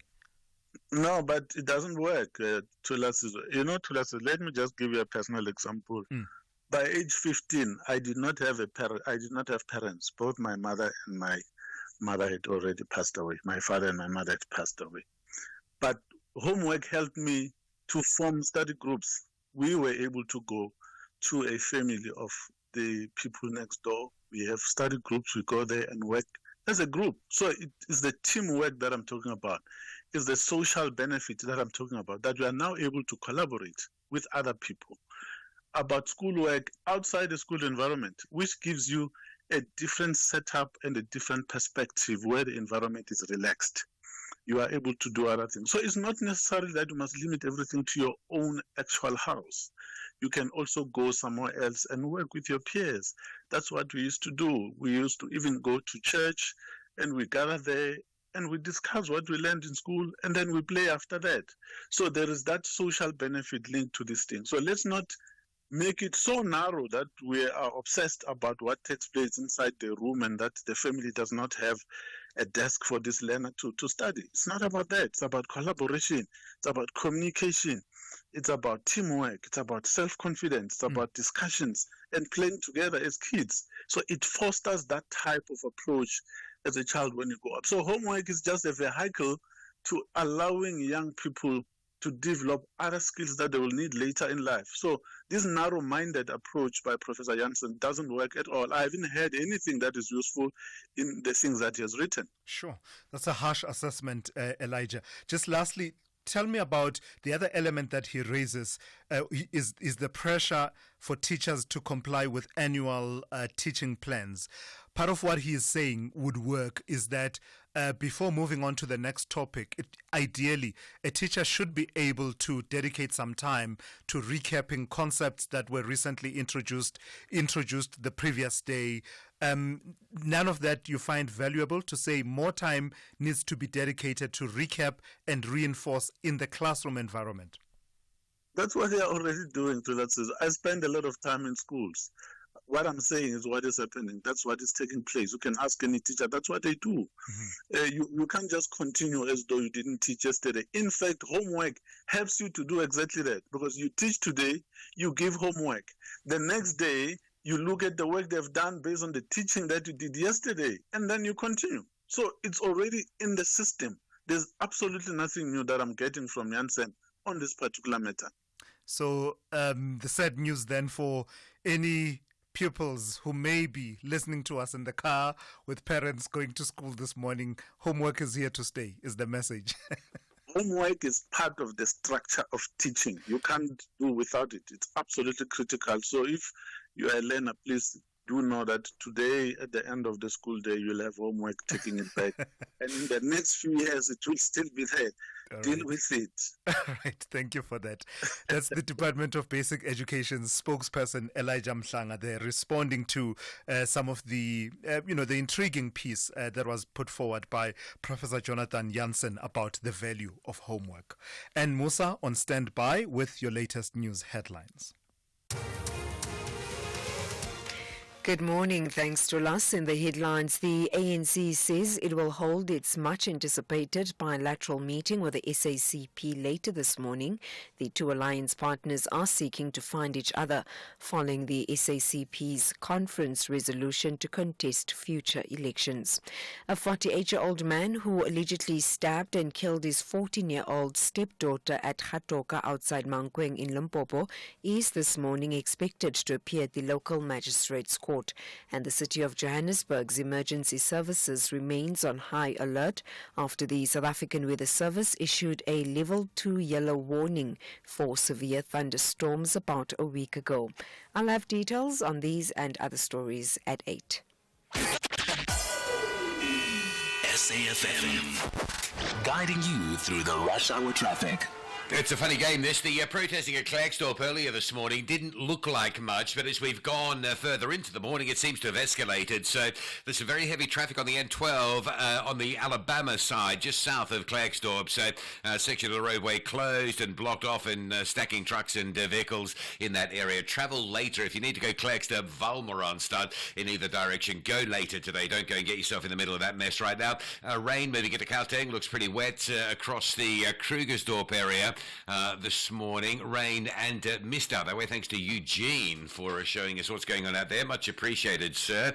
I know you'll appreciate that shout out as well. There's a crash scene in Joburg on the M1 South going down to Winnie Mandela, so from Rivonia to Four Ways Busy. And it's just a bit complicated there because the lights are off on Winnie Mandela and Sloane, so coming off the highway, you come off to a very congested Winnie Mandela. So some big queues coming off the highway again this morning for those wanting to turn down to Bryanston. A crash further down on Winnie Mandela and Republic, so coming out of Bryanston or Randburg on your way to Sandton, it's heavy. Roadworks on the R21 at Tembisa, so got you backed up both ways. Crash on the N12 after Atlas Road, heavy coming through from the Davyton side this morning, taking a while to clear that. Durban, you've got a crash on the M4 a little bit earlier at the M41. It looks like that's probably cleared, but I'm slung through to Blue Lagoon or Virginia Airport territory at least. That is quite heavy both ways. Crash on Fields Hill coming in from Hillcrest, it's heavy. And Cape Town traffic today, well, an earlier crash on the M1 inbound at Durban Road, not really having any impact. The highways are busy, particularly the M5 from Ottery all the way up towards Kuburg Interchange. Rob Byrne, SAFM Traffic. This is SAFM Sport with Zai Khan. Good morning to you once again, Zai. What's that they say? They never expected it. Expected it. They never expected it. Sundowns, yeah? Totally. And I think they're a bit shell-shocked waking up this morning. Shell-shocked and going back to the drawing boards and checking the black box. What happened? What happened? Yeah. Those two goals came in so fast. I don't know if they felt like they hit the snooze twice because those two goals were like up so fast. Blink and you missed it. And that's what the Sundowns coach Miguel Cardoso says. They'll be analyzing that opening minutes of their 2-1 defeat against Orlando Pirates. The coach also saying their game was riddled with errors. It's a fact. It's a fact that we were making mistakes. And that gave me very, very big discomfort and gave a discomfort to the team. I think most of them became from individual mistakes. I remember that we scored one goal in Loftus because one of player of Pirates slipped and fault, and we gained the ball and we scored. So I think today one of the two goals is also Aubrey that slippers and falls or makes a bad pass in the middle, and from there we suffer a goal. So some of the mistakes I don't have even to do with tactical questions or technical questions. It was just I need to analyze those 10 minutes for sure to understand what happened, and for sure there are things that should have not happened. And let's give credit to the ones that made the good things and accept that we were not strong enough on those moments, and work to be even stronger in the future. That's also what we need to do. That's Sundowns coach Miguel Cardoso on the morning brief. Now let's go to Richards Bay. They had a 2-0 win over Kaizer Chiefs at the Kings Wellatini Stadium. Stellenbosch taking down Sekhukhune United 2-1. Elsewhere, Eddie Howe becoming the first English manager to win a trophy in 17 years when Newcastle United beat Liverpool 2-1 to win its maiden Carabao Cup trophy at the Wembley Stadium yesterday. Here's Eddie Howe. Hopefully with one can become more. There's no guarantee though, but I just think it proves we can do it. I've never had any doubts about our ability to lift our game, but you don't get many shots at this. You don't get many shots at a cup final. And today we had to try and take our opportunity, and that's where the players delivered under pressure so well and so impressively. And also proved that we can mix our game against the very, very best. Now the challenge for us is to try and get there more often, as in lifting our game like we did today. And Arsenal had a 1-0 win over Chelsea. Fulham, they boosting their hopes for European qualification. A 2-0 win over Tottenham. Cricket action, the Dolphins crowned the Cricket South Africa One-Day Cup champions after securing a 4-wicket victory over Boland at Boland Park in Paarl yesterday. And there's plenty of action from Formula One. McLaren's Lando Norris won a chaotic rain-affected Australian Grand Prix in his first, and that's at Albert Park, with the Brit just managing to stay ahead of Red Bull's Max Verstappen following a third safety car late in yesterday's race. Mercedes' George Russell closed out the top three. Lewis Hamilton's Ferrari debut, not great, the 7-time champion finishing 10th. But let's hear from the race winner, Lando Norris. We worked a lot over the winter to prepare for a race like this because it's where we threw away a lot of opportunities last season. Was Canada, Silverstone, where we were not the best at preparing and knowing how decisive we've got to be. And today we were very, very decisive, calling to box 5 meters before I boxed. But it was the right call in the end, and that won us the race, so stressful but rewarding. More of these and other sports stories top of the hour. For the morning brief, I'm Zai Khan. The Business Update on SAFM. Hey, Ndaulen, good morning to you once again. So, Rina Jen involved in some pretty fascinating business to do with liquid helium. What's that about? Is it one of these new fuels that South Africa and other parts of the world are experimenting with? That's right. Not only are they involved in helium extraction, but they're also involved in natural gas extraction. So they've been in the exploration phase for quite some time, but now we are seeing them commercializing these gases. And it started off with helium, where they've achieved their first commercial sales of liquid helium from its Virginia gas project, sending its share soaring by 37% on Friday. Now, the company had initially planned to start helium production in 2016, but faced numerous technical issues and operational setbacks, including a leak in a helium cold box discovered in mid-2023. Now, despite these challenges, Renogen has persevered and is now using smaller Deva containers for liquid helium storage, enabling it to commence commercial sales. Now, the company's shares had lost over 55% of their value in 2024 due to production delays and operational issues. Renogen's Virginia gas project, located in the Free State, is South Africa's first onshore natural gas exploration and production project, focusing on LNG and liquid helium production. Now, the project started producing LNG in November 2022 and achieved initial helium liquefaction in January 2023. The company now is focusing on increasing production and developing the project further for more sales. Yeah, it just goes to show that there's more use to helium than the one that automatically comes to mind for me. Altering your voice. And that voice altering. You and I should do that as a challenge at some point. We should. When I come into studio, I'm bringing some balloons with helium in it. Absolutely. Speaking of fuels, tell me about the coal prices. You're saying they are lower, and that's impacting MC Mining.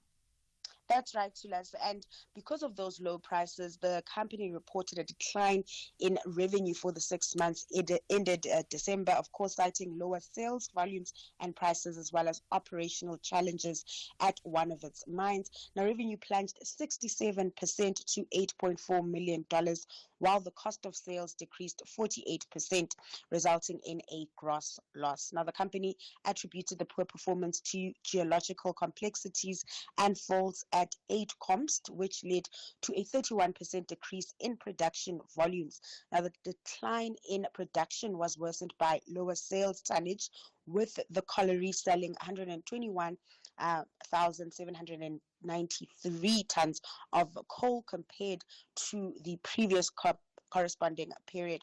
Now, this resulted in a gross loss of about $4.2 million compared to a gross profit of $1.1 million in the previous period. The company recently announced that shareholder Kinetic Development Group had increased its stake to a controlling 51% from 13% for about $77 million. The investment will provide MC Mining with the necessary funding to develop one of its flagship projects, the Makado project, which is expected to produce high-quality hard coking coal for the global steel industry. So they are a bit upbeat about their prospects despite those downbeat prices. How are the markets looking at this hour, Dowling? So risk appetite improved despite ongoing tariff risks, weak US dollar and recession fears. With that, we are seeing markets in Asia strengthening, all in the green, with the Hong Kong Hang Seng gaining the most on that front, up 1.4%. The rally might be short-lived, though, because over in the US, futures are in the red. This as investors await the Fed's next rates move, that meeting kicking off on Wednesday. Monetary policy also under the spotlight here at home, with the SOB delivering its second rates move for the year on Thursday. Ahead of that, the JSE closed higher in Friday's session, with the all share just shy of 1% in the green. The rand, in the meantime, benefiting from upbeat gold prices. It's currently trading at 18.19 to the dollar this hour. That's our Dowling Lechela there. She'll be back with one more update for you, in which she will be giving you a sense of how the markets are going to be shaping up on this Monday. Africa Update on SAFM. Let's say good morning to Sipho Mantula. Raz, let's start with the Angolan effort to try and broker a ceasefire in the DRC. Tell me about that and how that's going. Refreshing morning to us and jump Africa to the listeners. Indeed, to us, what we picked up yesterday from Rwanda is that President Joao Lorenzo requested all parties starting last night to stop hostilities on efforts to have a peaceful atmosphere for the upcoming peace talks, which is tomorrow. And we know that M23 also is looking forward for this meeting, where they'll be meeting for the first time in 3 years, both the government of Felix Tshisekedi and the M23 rebels. It's not yet confirmed, but it seems Tshisekedi will be sending the delegation from today to Luanda to can engage with the M23. We know what has happened to us with the virtual meeting last week, that the SADC has now going to be pulling out of the DRC. Despite that, we know it will still be the UN project, the question of the DRC. And then out of South Sudan, tell me about this bombing in Upper Nile and how it fits in with the tensions there between the top leadership in that country. To us again, last night in the middle of the night, what we picked up also from the town of Nasir in the Upper Nile state, just next to Ethiopia, there was an attack in the community of the Upper Nile, where they are still accusing the South Sudan government for them being throwing all those bullets and all those attacks that are going to the people of Sudan, accusing them of being part of the White Army. This is a militia that is accused of linked to Riek Machar. So what has happened last night to us, they are still throwing of bombs, and also in those areas that it seems that the question of South Sudan reaching peace, it will be a long journey. And then in Angola, the opposition, UNITA, wanted to host some top African political figures. That didn't go so well. Tell me what happened there. It was a conference on democracy and celebrating UNITA, but there were 20 political leaders coming from East Africa, West Africa, Southern Africa, and of note, you'll remember the former president of Botswana, Ian Khama, Venetia Mondlane, Tundu Lissu from Tanzania. They were not allowed entry to us because it appears the government of Angola says that there were irregularities in their visa procedures. Mondlane had 13 members of his entourage. Ian Ian Khama also was forced to wait for 9 hours before they can connect back to Gaborone. So it seems they were not allowed to be in that democracy conference that was called by UNITA. And most of the oppositions are now saying it seems President Lorenzo is acting strange. He's a mediator on African conflicts. He's the chair of the AU. He's hosting talks tomorrow. But why did he have to treat those political opposition leaders in that manner? Yeah, visa irregularities, hey? Interesting. Tell me about the Namibian president-elect. What has she had to say during this visit at this church congregation? Thulasi, this is the place where he was born and also the village where he felt that Menandi Nentembu will be inaugurated this coming Friday on the 21st of March. Thulasi, it's a holiday in Namibia. The Independence Day, but it's also coinciding with the inauguration. Yesterday was saying running a country, Thulasi, it is not like running a political campaign. And also what is important is to always serve the people of Namibia. She has promised them that she will also take some cue and wisdom from the late President Samuel Daniel Mujoma. And as I said, he went to his village, he went to his church, he met also his family members who gave him support for her presidency, being the first African woman in the SADC following Abo Metra Spanda to be leading the region as the female woman in the Namibian politics. Yeah, and lastly, Sipho, in your historical archives, take me back to 17 March 1985. What happened of significance? Thulasi, it's almost 40 years since the passing of the only daughter of Mama Africa, Miriam Makeba, Angela Sibongile Makeba, who went on a premature labor at the age of 35, Thulasi, and passed on at the age of 35. It's almost 40 years ago, and she was buried in Guinea Conakry. We'll recall that some of the songs of Miriam Makeba, from West Wind, Aluta Continua, Lumumba, Do You Remember Malcolm, and Quit It, were penned and composed by Angela Sibongile Makeba. Others are still calling for her remains to be brought back from home, being far in Guinea Conakry and being the only daughter of Mazi Miriam Makeba. Asante sana Thulas, after sitting in a conversation, SFM, observing the human rights man. Fascinating as always. Thank you for that. That's Sipho Mantula with your Africa update. A convicted murderer on death row, a vicar in a quiet English town, and a maths teacher trapped in a cellar cross paths in the most unexpected way. Jefferson Grief is on death row in an American prison for brutally murdering his wife. But it turns out that Grief has a gift. He can solve crimes from inside his cell. English journalist Beth Davenport needs Grief's help. Janice, a woman who recently helped Beth, has gone missing. The last Beth heard from Janice? A text with a blurry image of a man lunging towards the camera. Will Grief crack the case in time? Exactly how is Janice's local vicar involved? And is it really possible to solve a crime before it is committed? Tune into Inside Man, Monday to Wednesday at 9 p.m. Starts 12 February only on S3. Open up. S3. Who will rise in the Hollywood Bets Pro Series, where the top 8 women's cricket teams face off against each other to lift the inaugural Hollywood Bets Pro 50 and Pro 20 trophies? Local pride is at stake with the log table taking shape. Waza nawe! Get down to a stadium near you and show your support. Visit cricket.co.za for more information. Entrance to Hollywood Bets Pro Series matches is free. SAFM, guiding you through the rush hour traffic.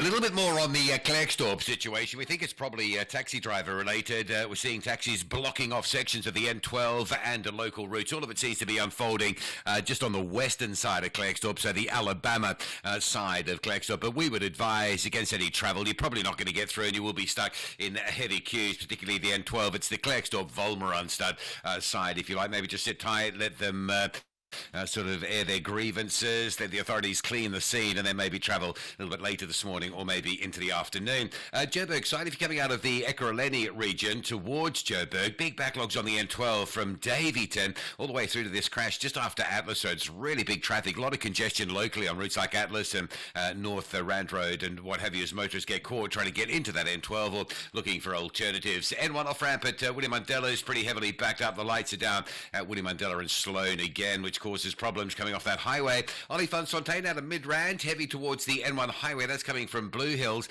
There's a lot of congestion around Pretoria Main, Old Joburg and Olifantsfontein as well. Just generally, lights are out, Solomon, Mishlangu and Delphi, so Pretoria East under pressure again. Durban, this crash on the Fields Hill section down into Pinetown, having a really big impact this morning. Traffic coming from Hillcrest into Kloof and then down Fields Hill really is under pressure. N2 stays static between the M7 and the roadworks just north of Spaghetti Junction. Cape Town, Strandfontein easing up. Both Baden-Powell and Spine Road are heavy in the mornings, but they do ease pretty quickly. There's a crash on Valhalla Drive by Owen, so if you're coming up from Matroosburg on your way through to Epping, Valhalla is under pressure. And out of Tableview this morning, quite a heavy backlog still on the Bloberg Road as you line up to the refinery side. And just quickly, if you're leaving Durbanville, there's a really big backlog of traffic this morning. Tygerberg Road, this is the road that takes you past those wine farms down to Richwood. There's some really significant backlogging going into the Durbanville area, but leaving, if you like. So the queues from Durbanville going outbound on that Tygerberg Road. Rob Byrne, SAFM Traffic. We've upgraded. Our new GIS-linked national address database lets us connect with you better than ever before. By visualizing licensed and unlicensed households nationwide, we can ensure timely communication. Our payment reminders are a crucial tool to help you stay compliant and avoid penalties, empowering you to take proactive steps. Efficient electronic communication helps us collect fees seamlessly, bolstering the SABC's mandate in line with Section 27 of the Broadcasting Act. TV licenses, pay yours, make a difference. This is Thulasizwe Simelane on the Morning Brief. All right, it's gone 8 minutes to 8. It's often been said that romantic relationships in the workplace can complicate things. Well, 3 recent cases have highlighted just how complicated things can get. In one case, Nedbank has found itself drawn into the court processes involving an office romance that ended badly between 2 colleagues. In another recent case, the Labour Court has had to step in to confirm an arbitration order granted an employee who had been dismissed for claiming that she had been impregnated by a male colleague with whom she had been in a romantic relationship. When the paternity tests returned negative, the employer charged the woman with misconduct, saying she, quote, gave false information or evidence, deliberately gave untrue, erroneous and misleading information, end quote. But in arbitration, her dismissal was overturned in a case that's raised interesting debates about the bounds of misconduct in the workplace. Let's speak now to Advocate Gail Blanchard, who is a labor law expert. Good morning to you, Advocate, and thank you for your time. How often do issues that have at their center disputes that involve a romantic relationship of one kind or another between colleagues, how often do these come up in the course of the work that you do? Yes, no, very often. It's a very common matter that we handle. But the Employment Equity Act has got it covered. It's pretty concise. We've got good law relating to that. So what are the bounds? What does the law say? Why for instance, if we say romantic relationships are frowned upon and even discouraged, why is that in the workplace? Well, there's very definite guidelines. If they're going to be certain companies, all companies discourage romantic relationships, but it can happen in the workplace. But before you can lay a claim for sexual harassment in the workplace, there's very specific guidelines. First of all, the most important thing is consent. So the one matter that you raised in which there was a paternity suit, there was clearly consent. So that's why the Labour Court more than likely dismissed it, because if it was a consensual relationship, then that is because the test for sexual harassment is it's got to be unwelcome conduct of a sexual nature, and it's got to be it's a form of discrimination. So it's got to be a form of a barrier to the equity in the workplace. So it can happen to a male, it can happen to a female. It's not specific, but it makes a person feel that there is a level of discrimination of them in the workplace. So these are the issues that must be looked at before it can actually fall under sexual harassment in the workplace. It's very different to a rape situation or a harassment situation outside the workplace. Yeah. So if we stick with that case that was recently at the labor court that has to do with the paternity of a child. Part of what the employer took issue with in that case was what the employer described as giving false information or evidence, deliberately giving untrue, erroneous, and misleading information. That was, it seemed to me, more problematic for the employer than, the relationship itself. Why is that a particular feature? Does it talk to, the argument that other employees in the workplace started talking about this, and perhaps that didn't bode well for relations within the office? Well, that would the fact that she gave erroneous information, that doesn't fall under the issue of the sexual harassment. So it took it out of that realm of the code of good practice. That had a different matter because there was consent. There was clearly consent. She never. So the fact that there was a consensual relationship does not make it a sexual harassment. So that's why the Labour Court dismissed the matter. It was not an issue for the Labour Court. Yeah. It was a paternity suit, and she had to then pursue it in a different court. Yeah, but I'm asking the extent to which it then becomes, the water cooler, talking point, the gossip, the hot gossip in the office. Can that be disruptive to the work environment? Yes, of course it's disruptive, and then it would take it into a different area in that in the workplace they could take it to a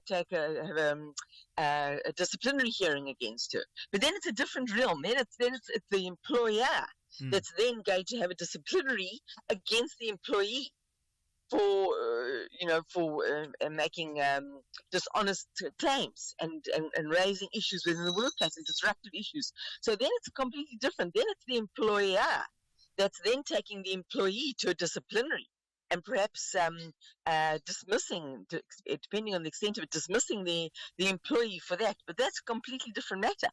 This matter what we're talking about is the employee having taken the employer to the Labour Court for paternity suits. It's outside the realm of the Labour Court. Yeah. So just turning this thing over a little bit, Advocate, talk to me about whether or not it matters that the people involved in a romantic relationship in the workplace are on the same level as employees, or one is a subordinate and the other, a supervisor or one of the part of the management of the organization. What are the dynamics that then come into play there?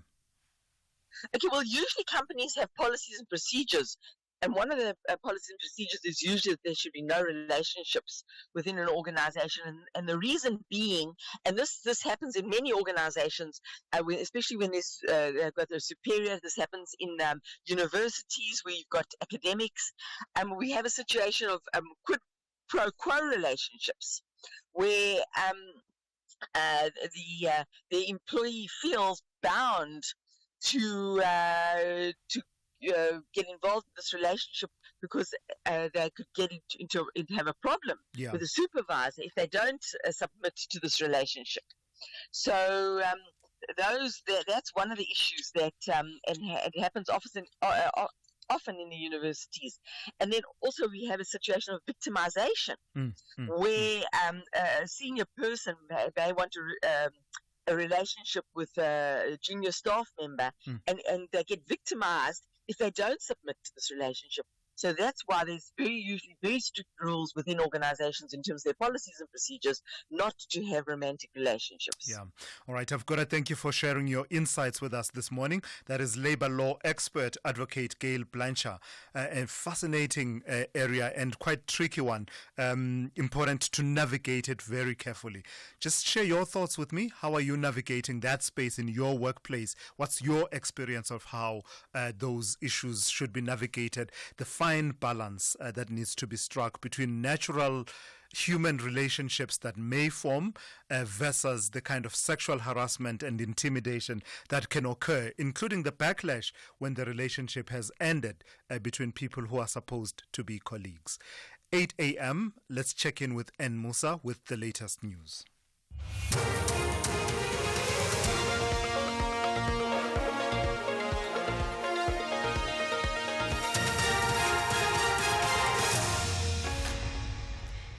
In our top stories, ANC SACP to hold bilateral meeting today and Limpopo man to appear in court for murder of his stepdaughter. Good morning. The ANC says it will hold its much-anticipated bilateral meeting with the SACP later this morning.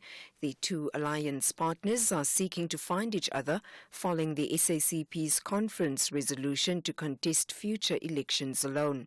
The Communist Party said its decision was necessitated by the ANC's refusal to reconfigure the alliance. Ntebo Mukobo reports.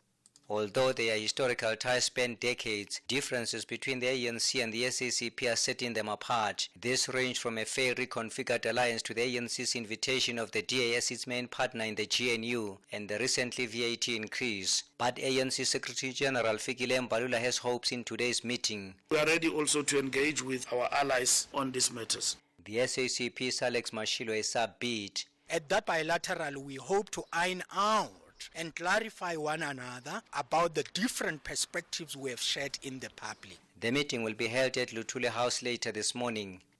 A 48-year-old man who allegedly stabbed and killed his 14-year-old stepdaughter at Khatoka outside Mankweng in Limpopo is this morning expected to appear at the local magistrate's court.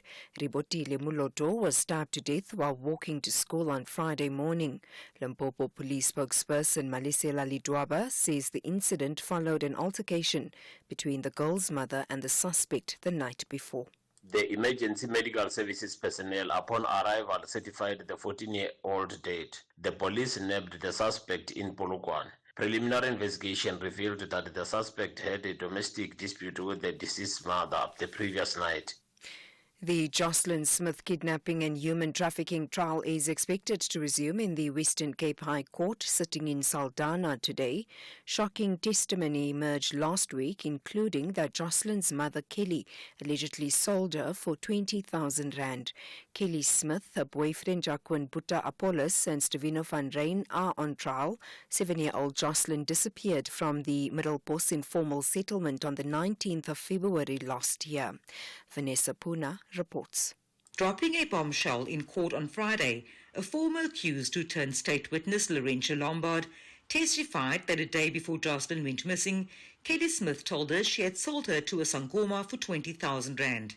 Lombard said at that time, Smith's co-accused, Stefano van Rijn, was also present. She says Smith then offered to pay both of them hush money. Lombard testified that on the morning of the 19th of February, before Smith left for work, she told Apollos that he must keep Jocelyn ready at 2 o'clock because the people would be fetching Jocelyn at that time. She also saw Smith packing some of Jocelyn's clothes into a black cooler bag. Lombard's expected to continue testifying on Monday. The city of Johannesburg's emergency services remains on high alert after the South African Weather Service issued a level 2 yellow warning for severe thunderstorms about a week ago. Johannesburg EMS spokesperson Robert Mulaudzi says no major incidents have been reported within the city, but residents are still urged to stay vigilant. Mulaudzi has advised motorists to take necessary precautions on wet roads. We are still pleading with our motorists to continue to exercise caution while driving. avoid crossing roads and low-lying bridges which might be flooded. Our residents in our low-lying areas to continue to avoid crossing river streams while conducting their daily activities. From our side, as the city of Johannesburg, we continue to be on high alert, monitoring all 7 regions of the city. The Foreign Affairs Ministers of the Southern African Development Community and East African Community will meet in Harare, Zimbabwe today. This comes after SADC took a decision to terminate the deployment of troops in eastern DRC. The withdrawal of SADC troops will be done in phases. This announcement was welcomed by the M23 rebel movement in Goma. International Relations Minister Ronald Lamola says Pretoria will continue to assist in finding peace in the region. It's a follow-up meeting from the meeting we had in Dar es Salaam, where it was said that we need to meet again within 30 days to assess progress since that time, where we sent the chiefs of the defense forces and also the 2 organs of the 2 communities, SADC and the East Africa one, to start and initiate the processes. A television station in Haiti says its offices in the capital, Port-au-Prince, have been looted by gang members. Many other buildings in the area were also attacked during the night by heavily armed men. Authorities say 2 radio stations were burnt down on Wednesday. The BBC's Leonardo Rocha has more. The Telepluhiel TV station said heavily armed men stole most of its equipment and then set the compound alight. Many other buildings in the area were attacked during the night. Local media blamed a coalition of gangs known as Vive Ensemble or Live Together, which controls much of Port-au-Prince. Haiti's Prime Minister Alex Didier-Fils-Aimé described it as an attack on freedom of speech, but it's not clear whether the gangs were targeting media companies. They may have been responding to a new government offensive against organized crime launched earlier this month, which included drone attacks against their strongholds. Recapping the top story, the ANC says it will hold its much-anticipated bilateral meeting with the SACP later this morning. For SAFM News, I am Anne Musa. SAFM, guiding you through the rush hour traffic. Heavy backlogs leaving the Ekurhuleni side of Gauteng this morning. Really bad coming from Davyton. There's a crashes by Atlas Road. This is the N12 sort of Benoni-Boksburg section, but it's pushed that traffic all the way back, probably halfway between Pitfontein and Kingsway. So the N12 is heavy. Atlas Road bridge is bad, and any route like North Rand Road that acts as an alternative, parallel north and south of the N12, is badly backlogging as well. Crash on William Mandela heading to Sandton just by Republic. So William Mandela, Peter Place and Republic Road all under pressure through to Sandton. Broken down bus before New Road on the N1 routing north. There's a big delay getting up through Buccleuch on your way through towards Pretoria, if you like. The R21 at Tembisa slow, particularly northbound towards Pretoria through the roadworks there. The M13 from Hillcrest down to Kloof this morning, badly backed up. Crash on Fields Hill earlier this morning, still causing a major backlog of traffic. Cape Town, Buttskop area, if you're that side, the R101, that's the R102, I beg your pardon, Van Riebeek and Buttskop Road. There's a crash and a collision on Valhalla Drive before Owen, causing quite a big delay turning off Robert Sobukwe going north up towards Epping. Rob Byrne, SAFM Traffic. A very good morning to you in your SFM Sports Headlines. It's United Rugby Championship playoff race heating up. The Bulls, Sharks, Lions and Stormers in a make-or-break battle. And in athletics, Kenya's Robert Ngeno and Betty Chepkwony have won the men's and women's Rome Marathon respectively. All this and more at around 8:30.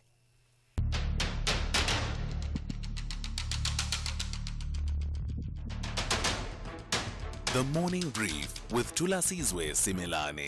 Weekdays, Monday to Friday, 6 to 9 a.m. The Morning Brief with Thulasizwe Simelane. Weekdays, Monday to Friday, 6 to 9 a.m. 9 minutes after 8 on this Monday. It's good to be in your company. We're into the third hour of the morning brief here on SAFM. I'm Thulasizwe Simelane. So we've started the conversation and it's flowing across multiple streams. Among the issues that we've touched on in the last 2 hours, obviously the big talking point of this Monday morning, our first opportunity to really have a crack at it in this national dialogue since it developed over the weekend, the expulsion by by the United States of the South African ambassador to that country, Ibrahim Rasool, who has been expelled and actually will today be officially stripped of his recognition, privileges and immunities, and has until Friday to leave the United States. You heard earlier on, if you were listening, the conversation we had with Vincent Magwenya, who speaks on behalf of the presidency, talking about how the priority for the South African presidency and government is to work on what he called a reset of the relationship with the United States, and there will be no retaliatory expulsion of any diplomats. In fact, South Africa will be looking to appoint a diplomat, a senior diplomat, to lead the embassy in the United States as soon as is possible. But I also wanted to hear you weighing in on what Ibrahim Rasool had to say in that webinar. We've played that clip for you twice. We're not going to do it a third time. Hopefully you heard it and you'll be able to weigh in on it. A lot of you wanting to weigh in on the conversation around the value of homework. It was Professor Jonathan Jansen who got us started on that track last week on Friday when he was critiquing the value of homework and saying that actually in certain contexts it just doesn't work because the socio-economic conditions that children are dealing with at home just don't conduce for people to support them, for them to have that kind of support structure in undertaking homework. The Department of Basic Education's Elijah Mhlanga hitting back this morning and basically saying that they totally disagree. There is value in homework. So if you heard that, feel free to weigh in on that. The number to dial is 086 000 2032. Your WhatsApp voice notes, I see all of them. Please do send them to 061 410 4107.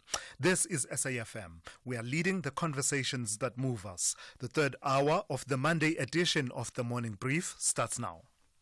Get a true AI business partner from Vodacom Business when you get the Samsung Galaxy S25 Ultra on a Red Business 1.7 gig contract for 1,599 Rand per month over 24 months. Enhance your deal. Add 349 Rand extra per month over 24 months and get the Samsung Galaxy Watch Ultra. Available in-store and online. T's and C's apply. Further together, Vodacom Business. Call Thulasizwe now, 086 000 2032. Let me just jump straight into it then. Let me start with Jacques in KwaZulu-Natal. Good morning to you. You want to talk to me about Ibrahim Rasool? Yes, hello, good morning to you and your listeners. Okay, first of all, I think that as an ambassador from South Africa, I'll go back to, if he hasn't had a mandate from the presidency or someone from, in terms of the GNU, then he also can be accused of what the DA did and basically make statements without having the resolution of the government passed. And so in that light, I think we would do the same thing, to be honest with you. But like I said, everybody's opinion is on that. Yeah. The more important fact I want to make is on the basic education, which is what I had the professor on last week. Okay, I have a child. She's 12 years old, so she's in grade 6. She travels with me. She leaves home at 6:30, and we basically only go home at 6:30. So she has a 12-hour day. She's had this lifestyle from grade 1. And I can honestly say that what the professor said is true to a certain extent. It is difficult for certain people, and for the basic education person or the spokesperson from the basic education to say that that's not true, I think he's not taking into account that everybody's lifestyle is slightly different. And I must admit that I was fortunate enough to actually put my daughter into one of the better schools, but she still has a hassle. We come home, it's late. She sits and does her homework with me at my workplace. But, I mean, it's not really fair to say that every child doesn't have lights or has lights or has the ability for a parent to come home, have the energy to do it. And I think it's an excuse for the basic education of the teachers. Jacques? Actually say they can't spend an hour with us. Thank you for so that. much. Jacques in KwaZulu-Natal Day. On the same issues, Savage in Tshwane, good morning. You also want to weigh in on the same issues? Yes, good morning to you. And short and sharp for me, please, yes. Yes, this Elijah, he can tell how he's so detached from reality. He's talking about kids making homework groups and working. you can think that kids that are in that situation, probably they are in a poor lit, crime-ridden area. He thinks it's still within his time when he was there in 1970s, where kids could walk a kilometer, go do homework there and come back together. It cannot happen nowadays. We know crime is so high. So they are so out of touch with reality that kids can suddenly form homework groups and that social advantage you were talking about. These people, I've got no qualms with structured homework that has got an objective, but today's homework feels like you're doing half the job that the teacher was supposed to do in this bad economic times that some of us have to knock off at 6 o'clock just to make ends meet. So the NC really, they are so out of touch with reality that nothing they do makes sense. Yeah. Thanks. Savage from Matreville. All right, thank you for that, Savage, there in Tshwane. Let me take Vincent in Centurion. You also want to weigh in on the issue of homework. Good morning. Good morning, Thulasizwe. Yes, I think the last two speakers stole my thunder. The issue is that the Department of Education must listen to researchers and not to politicians. At this stage, politicians are just talking. These kids leave early, they come late. There's no time for them to do. They're slumbering at the time you want them to do homework. They are weak, they are tired, they can't function. There's no story about going next door and doing their work. They would never go there with this kind of rape and the kind of situations of murder that we're having in this country. You simply cannot. So they must be realistic. Elijah Mhlanga must resign, or they must find somebody else that would listen to researchers. So, Vincent, as far as you are concerned, there's something there in what Professor Jonathan Jansen has said from your lived experience. And is it that it's not just limited to working class communities, but actually a lot more parents are dealing with that particular difficulty of the conditions just not being conducive for the way that homework used to be done back in the days? Yes, and we must change with time. We can't talk the millennial language. There's Gen Z and Gen X's that are now living today. Things should be changed from primary education systems. All right. Vincent, thank you for that. That's Vincent in Centurion. Mpho in Randfontein, also on the same issue of homework, whether or not it should be scrapped. Good morning to you.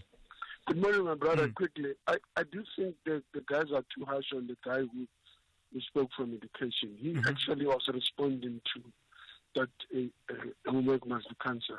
And he's right, we can't cancel it, despite all the levels of social economic conditions. It's bigger than what he says, that it organizes, it helps people. But even resilience of those who come from those backgrounds push themselves up to the ladder. We can't stop progress because there are situations there and there. And it's the true story that all of us who are black of the age, we went through that difficulty and we had to do homework and get struggles. Worse that our parents were not dedicated, worse that there was no any other means of a lot of information. I mean, as we speak today, there's so much that you can learn from. But the issue, the guy says education, I think, but where I think he was wrong is to put water on the professor to call him. I mean, diplomatically, we're supposed to still respect his views, but he has a point. Let's continue to do that. Let me make one point. Rasool was right as an ambassador to say what he said, but he was not diplomatic. Yeah. The platform is important the way you say it. So there's a theme. There's a theme there, Mpho, between what you are saying about Elijah Mhlanga and Ibrahim Rasool. Diplomacy always important. All right. Mpho in Randfontein, thank you for that. In fact, speaking of Ibrahim Rasool, let me take a call from Glenn in Bedford View. Good morning to you, Glenn. You want to talk about South Africa's ambassador to the United States, well, the outgoing ambassador, Ibrahim Rasool. Morning, Thulas. I think, let me just make that disclaimer. I'm an ANC voter myself, but I don't agree with the direction the government is taking. Trump is within his right to do what he's doing to frustrate South Africa because, for one, our problem started when we got involved in the Palestine-Israel matter by taking the Israel to court. That is the crux of the matter. South Africa must play a role that used to play during Tata Mandela's days of being reconciliators. They must not get involved in domestic affairs of other countries to a point of taking, other countries to International Criminal Court. This is where all these problems started. And Trump is not going to stop because Israel is the best friend of the U.S. Rasool was wrong. As an ambassador, you go to an induction You know what you can say, when and where you can say it. He was utterly wrong to attack a president of his host country. He was wrong. All right, Glenn, let's leave it there. Thank you for that. That's Glenn in Bedford View with that view there. Pramoro in Mangaung, good morning to you. Also on Ibrahim Rasool. Yeah, good morning, sir. You know, Ibrahim Rasool just expressed his mind or exercised his mind, as you always put it. But South Africa was supposed to be the first country to expel American ambassador last year. There was the previous ambassador under Joe Biden. You know, the kind of words that he used against innocent South Africa, that even allowed the rand to go. I remember that, yeah. Good. So what was Cyril Ramaphosa supposed to do at that time? He rather massaged the situation. And now we are feeling the heat. There is no need to even send envoy to go and plead or have a bargain negotiation with Donald Trump. Donald Trump is just exercising his own mind, protecting this country. So if we fail to take the whip and discipline the ambassador of Joe Biden, and now Americans are doing what we're supposed to do, we should just let bygones be bygones and recall our ambassador. They are not closing down or shutting down South African embassy in the USA. It's only the personality of the current ambassador that they don't want him. So we can even allow Mr. Thulas to go and serve as American ambassador in the USA. I'm not up for that task, Pramoro. Thank you. Thank you for that. Pramoro in Mangaung there. Let me take one or two of your voice notes also on the same issue. I'm chuckling there. No, the whole idea just wouldn't work. Anyone but me for that job in the United States. No, absolutely not for me. Good morning, Mr. Simelane and SAFM listeners. I think what the US did to our ambassador there, they're undermining South African government, but I think we are supposed to have done the same last year when the ambassador lied about South Africa giving Russia ammunition. It's just that US is undermining South African government. I'm Matebani Bushielo, Capitoria. Sorry, this is Roger from Joburg. With regards to the comment about the foreign minister, yeah, if we constantly make comments, if we constantly barrage things, if we constantly have our thought opinions and don't follow silent diplomacy, these things will happen. We should learn to keep the comments to ourselves and worry about what's happening at home. 28,000 murders in 2023 in this country is an amazing number that should be addressed with urgency. Yeah, that's my 5 cents on the matter. Yeah.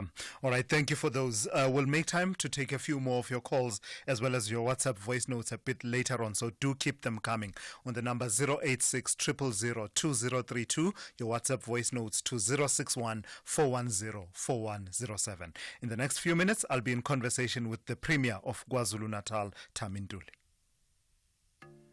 In times like these, everyone is looking to save wherever they can. But you don't have to be a detective to know that with OUTsurance, you could be saving big on your car insurance. Hear it from real OUTsurance client Marius. The great big saving that I've got, 765 Rand, 27% a month on my premium. It's so quick and easy to swap over. I am part of the OUTsurance family.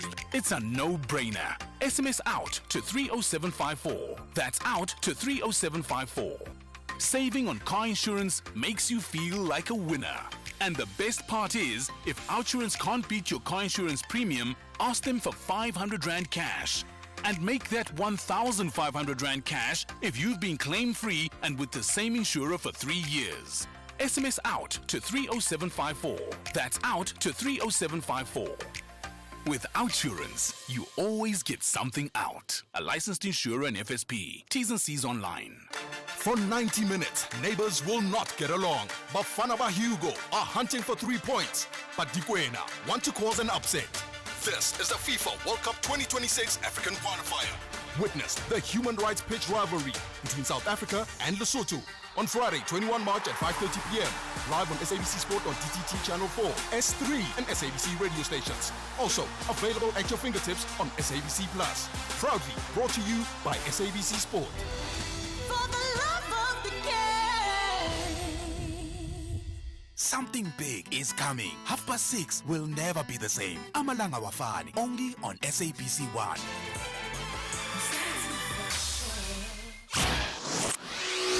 Thulasizwe Simelane on SAFM. It's coming up to 25 minutes after 8. KwaZulu-Natal residents have once again been left reeling following the latest bout of flooding in the province, which left 2 people dead. The province's Cooperative Governance and Traditional Affairs Department says the Provincial Disaster Management Center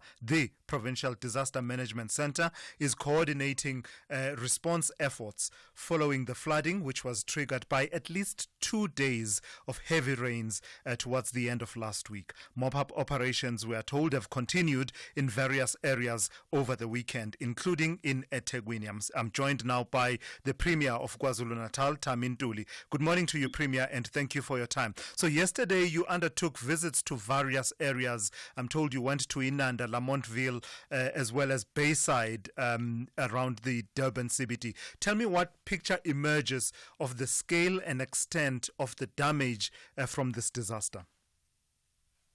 Good morning, Makochwa, and to the listeners at home. Thank you for having me. Well, it's a terrible, in fact, a realization which yesterday one had to observe that in Inanda, almost 7 families were left without a safe shelter. Unfortunately, they chose to live with their neighbors. And in eThekwini alone, for the recent floods, 15 lives were lost, and 1,500 families lost their properties, with estimation of more than R1 billion for recovery. We went there with the private sector or the business sector to offer immediate relief to the affected victims. The infrastructure, in a way, was a rescue in the area of Pinetown, because the business people said if it were not for the working water drainages, they were going to lose their business. But at the same time, in Inanda, there is a blocked pipe there, what I observed there is that the community, they also throw some of the refuse in the river, which in fact puts pressure to the pipes. Hence, the municipality committed that this week they will be unblocking. But I made a call to the community that please, let's ensure that we do not throw everything to the river, because at the end of the day, because of climate change, it impacts adversely to us. Yeah, in fact, Premier, say a bit more about that. Beyond just making a call to one community to say, don't clog up the waterways, the drainage systems, what more can be done? Because clearly, as you say, these adverse weather conditions are occurring with greater frequency. I mean, in the last 3 months, KZN has really been battered and hit quite a number of times. What more can be said and done such that it's systematic, this response that says in municipalities, for instance, the drainage systems, regardless of what communities have done, what some people have done in clogging them up, they must be cleared and opened up so that as much of the water is able to be drained when there's a torrent of that nature? Absolutely. It's a call that we have made as a provincial government to municipalities that they must look after the infrastructure, and even soliciting the cooperation with the private sector where in the financial limitations. As you know that currently, the national government is reviewing the funding model to municipalities, but it's important that the little we have, we spend it wisely, and we ensure that we take care of the infrastructure, because the climate change is here. Is no longer a subject that there is going to be. In KwaZulu-Natal, we have seen many occurrences which are evident to the fact that everyone needs to be aware, including the general public, that there are things to do, things not to do, like the issue of crossing the flooded river. The stats that I presented earlier, the majority of the people who became victims, who lost their lives, they were trying to cross flooded river, of which is something that we need to avoid. And at the same time, the issue of driving when you have received level 6 or other levels of bad weather conditions, when you don't have pressure, it's important that you must stay at home, because what is more important now is how do we prevent, or how do we save lives instead of supporting the victims. So it's important that the conversation that we have with the entire society is a conversation that will point to being cautious in terms of what happens to climate change. A state of disaster had already been declared about a week ago in KwaZulu-Natal. But I guess now, I mean, you're having to recalibrate the extent of the disaster. What are the implications for that declaration from the further flooding that has now occurred? Does it, raise the amount of resources and money that will be needed to respond to and contain the disaster? Exactly. More resources are required. Like I was just mentioning, the one for only eThekwini. Well, some of the municipalities, they have received some disaster support. The Minister of Culture, Minister Velenkosin Shabisa, shared with me the amounts and the list of the municipalities that have received some support. Hence, after the new occurrences, there will be a need for culture in the province to put together the information so that we know the extent of the damage, and we then appeal to the national government. As I had an engagement with the President of the Republic, where he was vowing support and commitment to ensure that support is given to the victims, and especially to ensure that we expedite the issue of rebuilding the lives of the people, so that we'll not have people who stay for a very long time after they have been affected by the floods, having not been receiving some support. And hopefully this time around, none of the flood victims will be relocated to places that are themselves prone to flooding, as happened previously.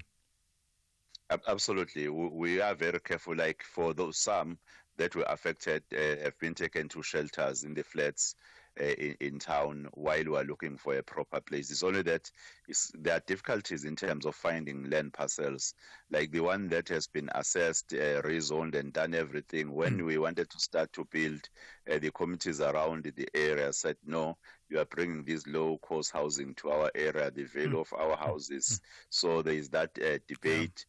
But we are engaging them so that they understand that these people's life is at stake if they are in fact relocated to any unsafe place. It's important that we accommodate them in areas where safety is assured. All right, let's leave it there for this morning. Thank you for your time this morning, Premier of KwaZulu-Natal, Tami Ntuli. And let's check in now with Ann Musa with the latest news headlines.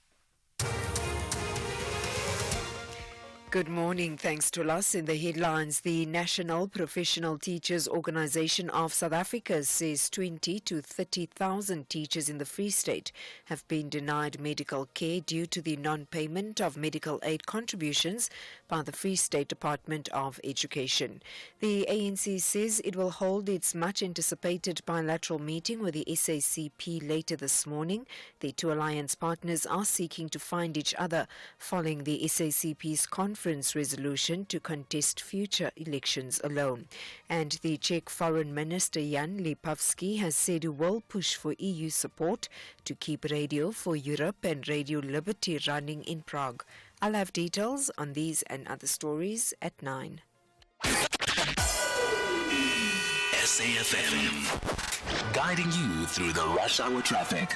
Full closure of the N12 through the Klerksdorp area, just west of town, down by Alabama. So there's some queuing pressure along the N12, and then some diverting pressure. It looks to be to the south of the N12 is where the diversion. If you don't fancy that, travel a little bit later. We understand it is a taxi-related protest in that area. The N12 from Davyton through to Boksburg, coming off Ekurhuleni, remains heavy. A crash earlier just after Atlas Road has backed the N12 up all the way almost to Pitfontein Road and caused delays on sort of Ridge Road to the north. North and North Rand Road and the Atlas Road Bridge is all very heavily backed up in that area, basically Benoni through to Boksburg. The R21 northbound roadworks at Tembisa causing quite a heavy backlog if you're Pretoria bound.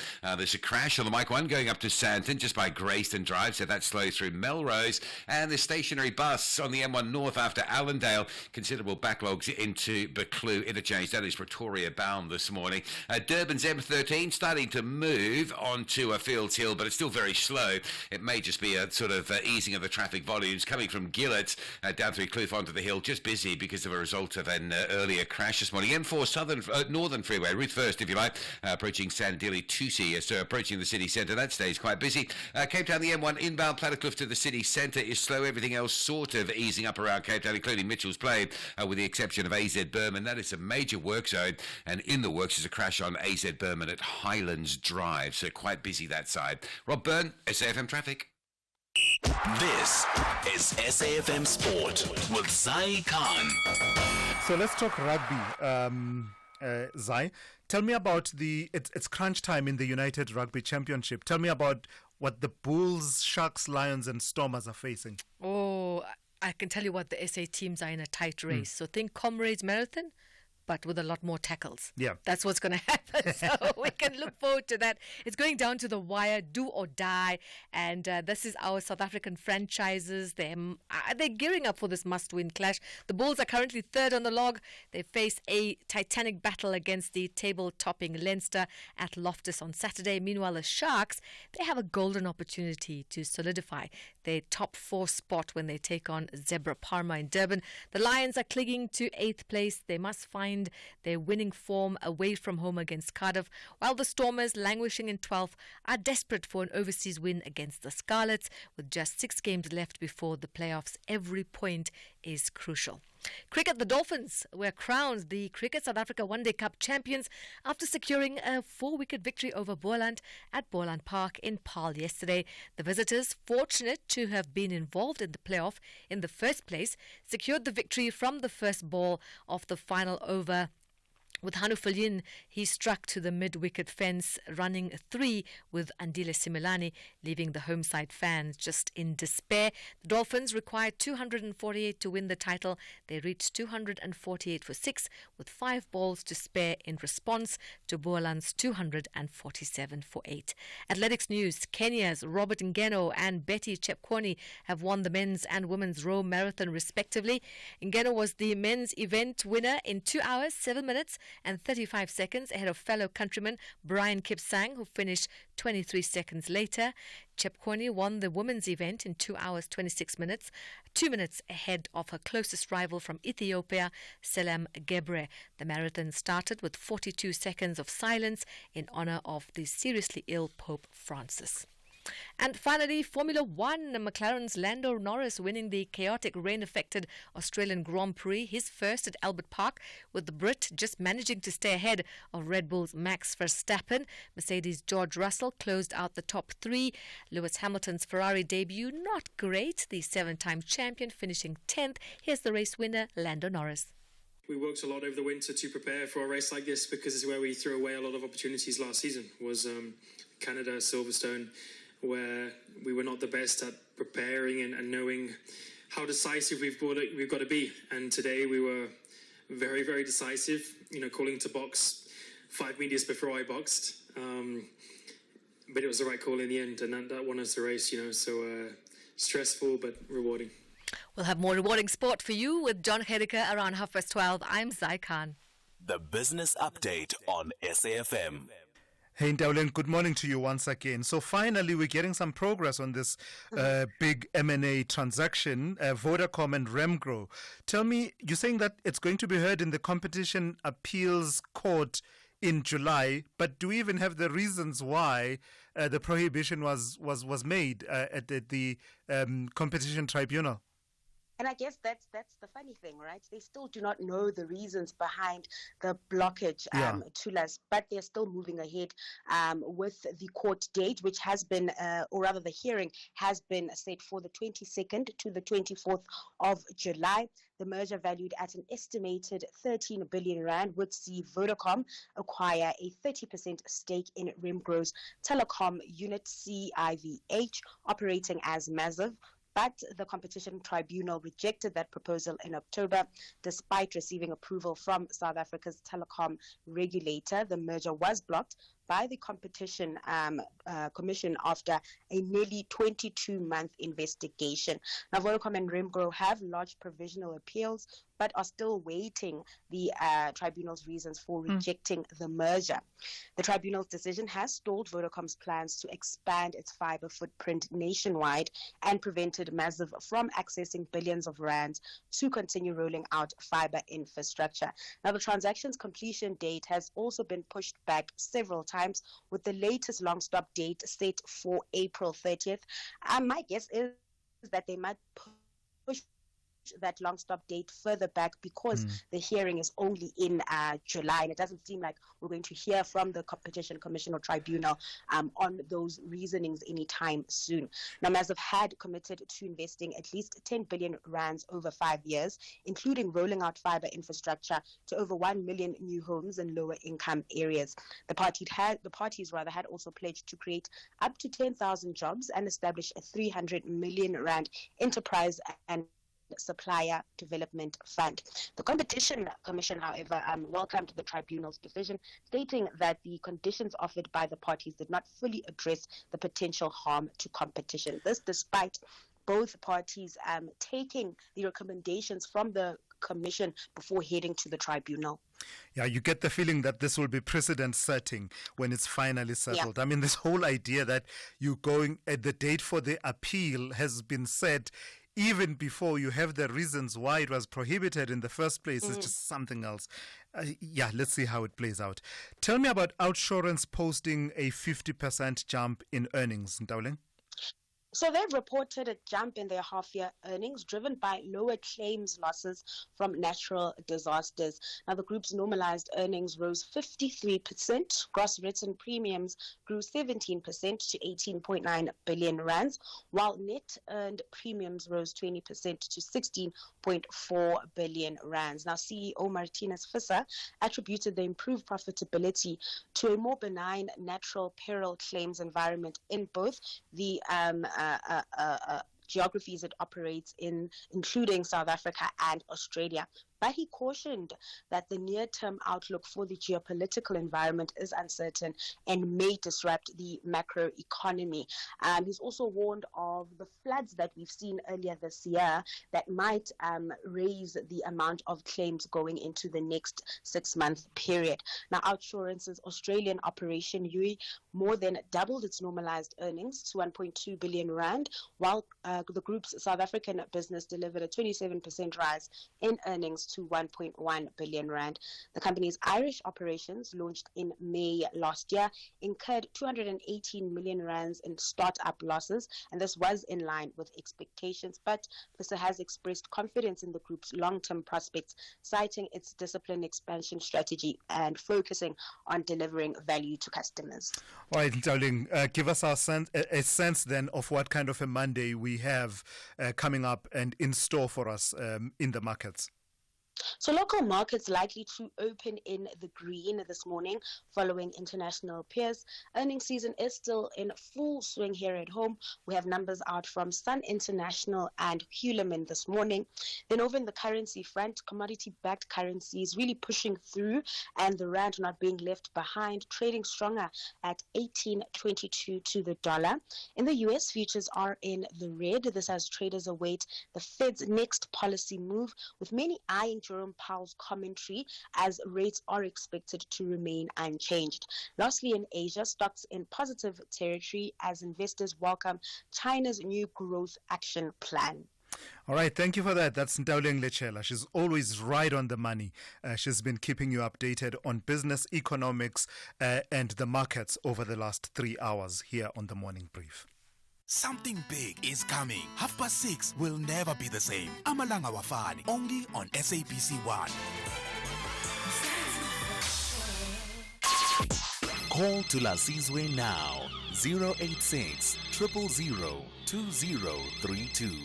Tula in Johannesburg, good morning to you. You want to talk about the outgoing South African ambassador to the United States, Ibrahim Rasool. Sure, Tula. Hope you had a good weekend. Yeah, well, it was all right, yeah. Sure. Yeah, actually, I want to talk about the stance between South Africa and America. Yes. How do you talk to somebody who is not talking to you? One. Why are we wasting time? Lo muntu sesikhondile ukuthi akafuni lutho nathi. Why are we still trying to negotiate nomuntu unga? You can never have a dialogue nomuntu ungazutheni ucabangani. He's not talking to you. All he's doing is giving you his back. You can't have a relationship nomuntu unjalo. Second, what's the population of Africa compared to America? Why can't we start doing business namazwe yase Africa? Those who respect us back. All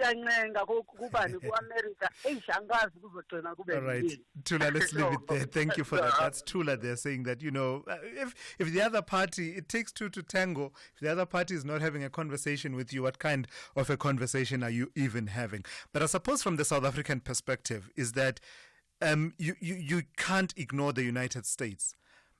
As much as some would love to, you just can't. And at the end of the day, should this relationship break down altogether, you should be able to say we did all we could and there was just nothing more we could have done to salvage that relationship. Vusi in Limpopo, good morning to you. Also in Ibrahim Rasool. Thulas, how are you? Very well, how are you? Very well. The diplomacy in terms of Ibrahim was more based on the religious studies in terms of Islamic. Then the anger from the DA and AfriForum attending the US before they can follow a diplomatic channels. So he is angry from the statement that he made. He was very right to vent those anger because they are not taking him serious. So for him not to be attended in terms of the diplomatic systematics. So it was wrong for the US to check him out, because what led to the statement was from the actions and also the view that is not going to be attended, and they are not even ready to listen to, because if the diplomatic channels were not followed, then from there he is in a limbo to say, why am I here at USA? While the channels are not followed. Thank you. Right. Vusi, thank you for that. Vusi in Limpopo there. Mary in Gqeberha, good morning to you. You also want to talk about the same issue of Ibrahim Rasool. Yes, more or less. What I want to say is this. He made a big hash up, number one. But first of all, our wonderful president, he made the first hash up by telling, we don't need America. America, you stay there. We need America terribly. We need America like a piece of bread. Now they've cut off all aid, they've cut off all funds to us, and just now they'll be cutting off the AGOA if they haven't done it by yet. Yeah. So that is the story. Yeah, got you, Mary. But do you not get the sense that this was going to happen anyway? A lot of the cutting of the funding, if you look around the globe, the actions they're taking towards other countries, even if South Africa had said and done nothing, do you not get the sense that we would be here anyway? Yes, but they only aggravated it more. Only aggravated it more. Now we're going to get no support from America, and we need every penny we can find, because we've got nothing. The ANC has led the country right down to rock bottom. All right. That's all they're stealing. All right. Thank you for that. That's Mary in Gqeberha. Simon in Joburg, good morning. You want to talk about something completely different, the issue of homework. Yes, I want to comment on the issue of homework, Patula. Go ahead. So I happen to be an SCP member in one of the fee-paying schools. And we called these parents that were falling behind their payments. And we realized that the reason why they're not paying their school fees on time, it is because of these homeworks. The school doesn't assist the kids in terms of homeworks. Instead, they just give these kids a lot of work to do at home. And some of the parents that have these kids on these fee-paying schools, They cannot assist their kids. They never went to school, but they want their kids to go to school and to the best schools. Now, there are a lot of schools that have mushroomed because of that gap that this school has created. Now, these parents have to pay for this school that the child is going to, and also for the school that is helping them for the homework, and also for the transport. So I think the department has to take that into consideration and also consider this research that has been made by these people. Hang on, Simon. Let me see if I hear you clearly. You're saying that there are now schools that offer assistance with homework because of the workload of homework, etc., and not getting assistance in the child's school, that it has now become something else that some parents are diverting their money to pay for that school where their kids just go there to be assisted with homework. That is correct, sir. So when we set as an SGP to actually find out why are these parents falling behind, because that affects the running of the school. We called them one by one, and all of them, they were saying the same reasons. They were citing the same reasons that now they are incurring a lot of cost because the school doesn't assist the kids with homework. Then they have to take these kids to other schools that are helping these kids. So these other schools, they may not necessarily be registered. It's people that were teachers in the past and helping this. You understand? So that at least the kid doesn't have a problem of being detained or demerted for the fact that they didn't do their homework. All right. You understand? Yeah. So I think the department has to really consider these research that have been made and not just despise them and say, no, we'll still do homework and stuff like that. Because really, other parents, like I'm saying that I was on the CP, they're just general workers at the municipality. They can't even have their kids. So they have no choice but to send them to these other avenues that they can get help. Thank you for that. Let's leave it there. That's Thank Simon you so Joburg. Interesting insights there from Simon. Let me take Johan in East London. So, Johan, something completely different for you this morning. You want to talk about home affairs. Good morning. Not home affairs, sorry, Thulasizwe. Good morning to you and your listeners. Homework. Homework, okay. Yes, homework. Please go ahead. Thulasizwe, I have got 44 years of experience in education. I have had the privilege of working with both Elijah Mahlangu and Professor Jonathan Jansen. And I'm still getting into the classroom from time to time doing locums for teachers who are away and so on. So I'm in touch with what goes on in schools. Unlike, I suspect, Elijah Mahlangu, who probably hasn't been teaching in a classroom for decades. I know Professor Johnson has been back into the classroom, despite being a professor, he's been back into township classrooms in the last 2 years. So he knows what's going on. And he is much more in touch because for years I haven't assigned written homework in the traditional form to learners. If I give learners homework, it's go and ask somebody about this, go and find out about this, go and read this page in your textbook, go and read this article so that you're prepared for tomorrow's lesson. And we do the written work in class and we discuss that thing in class. We flip the classroom, which is the buzzword which is being used in education theory these days. And it really works to flip the classroom because the fact is that learners, many learners, and I'm not just talking about disadvantaged communities, I'm talking about very advantaged schools as well. Many learners do not have the opportunity and the means at home to do hours and hours of written homework. I think the first couple of grades 1 to 3, there's some very simple repetition and practice that needs to be done by the parents, but at that stage the parents are usually keen to get involved and support as well. And there are some subjects like mathematics where there's perhaps a little bit of practice, or music, but generally, apart from reading and thinking and finding out things for yourself and coming to class prepared for the lesson, the traditional model of homework really is an anachronism and has to be reviewed. Johan, thank you for that. What a fascinating take, and the lived experiences of various people involved in the various schooling communities as parents, as SGB members, but also from Johan, someone with experience in actual classroom work and teaching. Thank you for those. We'll take a few more of your calls before we come to the end of today's program. SAFM, guiding you through the rush hour traffic.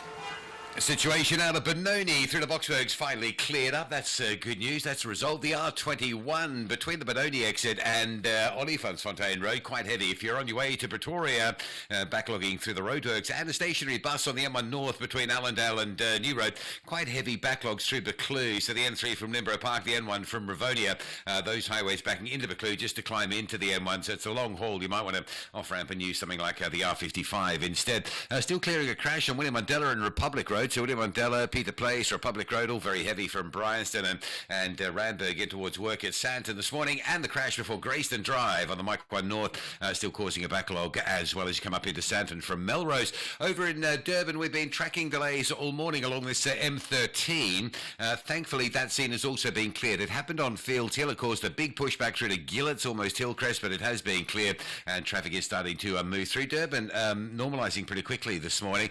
Cape Town, AZ Bourbon, coming out of Mitchell's Plain, closed towards the R300. It's just a bit of a sort of upgrade on the roadworks situation that have been there forever. My City Construction Lane, so AZ Bourbon closed at Sesame, quite heavy still leaving the Mitchell's Plain area. Highways, N2 inbound from Bunga Avenue, N1 from around about N1 City, and Marine Drive still queuing as it can. It's about a 10-minute wait to get through between the Paddocks and Woodbridge Island, the Loxton Road Junction, and the double traffic lights there seems to be the problem. Rob Byrne, SAFM Traffic. And then, how? SK, where are you going with that stuff? I'm a dog. I'm going whale watching. New hobby, you see. Finally going out to explore the world. Giri levels, Dwana. I see the life jacket, but I don't know how an inflatable boat, megaphone, and a fishing rod fits into all of this. How else am I going to get to the whales, Bongs? I need the boat. The megaphone is to do my whale calls, and the fishing rod is called ambiance. Ambiance. If you don't get it, forget about it. Okay, but SK, you know there aren't any whales here in Germiston Lake. Ooh, Shem, Mr. Know-it-all. Whales live in the water, and Germiston Lake has water. Hi, sure, Ntwana, go whale watching in Germiston Lake. Me! I'll tune into Whale with Steve Buckshall, Sundays at 5 p.m. only on S3. Stangs and Negati want to attack their visitors from the first whistle to the end. But the Dodos are confident they will toast to victory after the final whistle. Both nations are thirsty for maximum points. This is the FIFA World Cup 2026 African qualifier. Experience the joy of African football. Eswatini versus Mauritius on Sunday, 23 March at 3 p.m. Live on SABC Sport on DTT Channel 4. Also available at your fingertips on SABC Plus. Proudly brought to you by SABC Sport. For the love of the game. Call Thulasizwe now. 086 000 2032. Two quick voice notes, and let's see if we can squeeze in a call or two. Morning, Thulas. It's Vugan from Durban. I was listening to Ibrahim Rasool's take on Trump, which raised the ire of Makeo Rubio. Please play the disparaging remarks that Marco Rubio himself made, many of them, against Trump in 2016, to show that what Rasool said was just child's play compared to what Marco Rubio was saying about Trump. Yeah, there's that, and then take what J.D. Vance used to say about Donald Trump before he was brought onto the ticket. A whole lot of them have done a complete 180-degree turn on Donald Trump. The most outrageous aspect of the expulsion of South Africa's ambassador to the United States is that South Africa has for many years been an enemy of the United States instead of cherishing the charity that we received from the United States as our biggest benefactor in the whole world. Yeah, I wouldn't use the word enemy, hey? Thank you for that, but I wouldn't use the word enemy. We don't always agree with the United States, but there's never been a point where we've been enemies as such. I mean, it's the relations between the two countries, you can go back since the dawn of democracy at least. There were aspects that were problematic pre-democracy, between the two countries in how the United States officially related with the struggle against apartheid at some point, but I wouldn't say there's been a point where we were enemies. But thank you for that input. Gift in Mpumalanga, you want to talk about homework. Good morning. Morning, Thulasizwe. Very well. Short and sharp for me, please. Yes. Thulasizwe, I think the spokesperson, Vincent Magwenya, has articulated very well.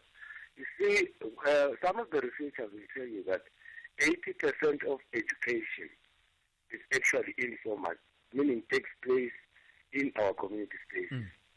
20% is then you acquire that in your formal institutions. So now, if 80% of education is acquired in communities, is what content is there that learners are acquiring, which is going to then be of use in future.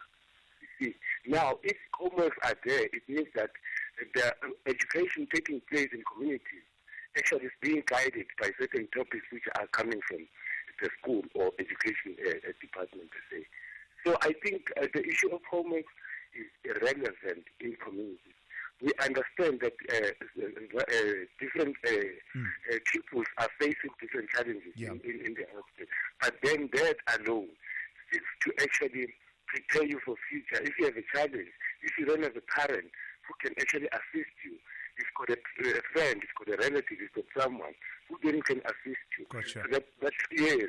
I think Mr. Magwenya, with regards to Johnson, I think he's one person who actually seeks attention all the time, and in a wrong way. Well, Gift, I wouldn't say he's doing this for attention seeking. I mean, my sense of him is that he's someone who's experienced and is a well-respected researcher. If you disagree with his views, that's fine, but I don't think he's doing this for clout or attention as such. It's contribution to the national dialogue. I'd make a quick example with regard to that. He is my former dean of at the Faculty of Education, University of Pretoria. I've raised numerous challenges that I faced while I was teacher. The challenges that he personally couldn't attend to. Number two, I've got to go. I'm sorry, Gift. I've got to go. I'm exactly at 9 o'clock. I'm sorry about that. That's Gift in Mpumalanga there. And that's how we come to the end of today's edition of the Morning Brief. Thank you for listening and thank you for your engagement. The Talking Point with Kethi Mohlahlana is up next here on SAFM after the news.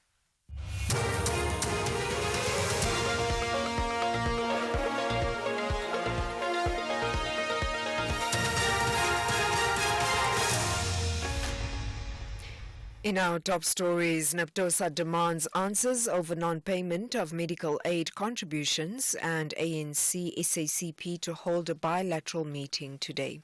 Good morning. The National Professional Teachers Organisation of South Africa, NAPTOSA, says 20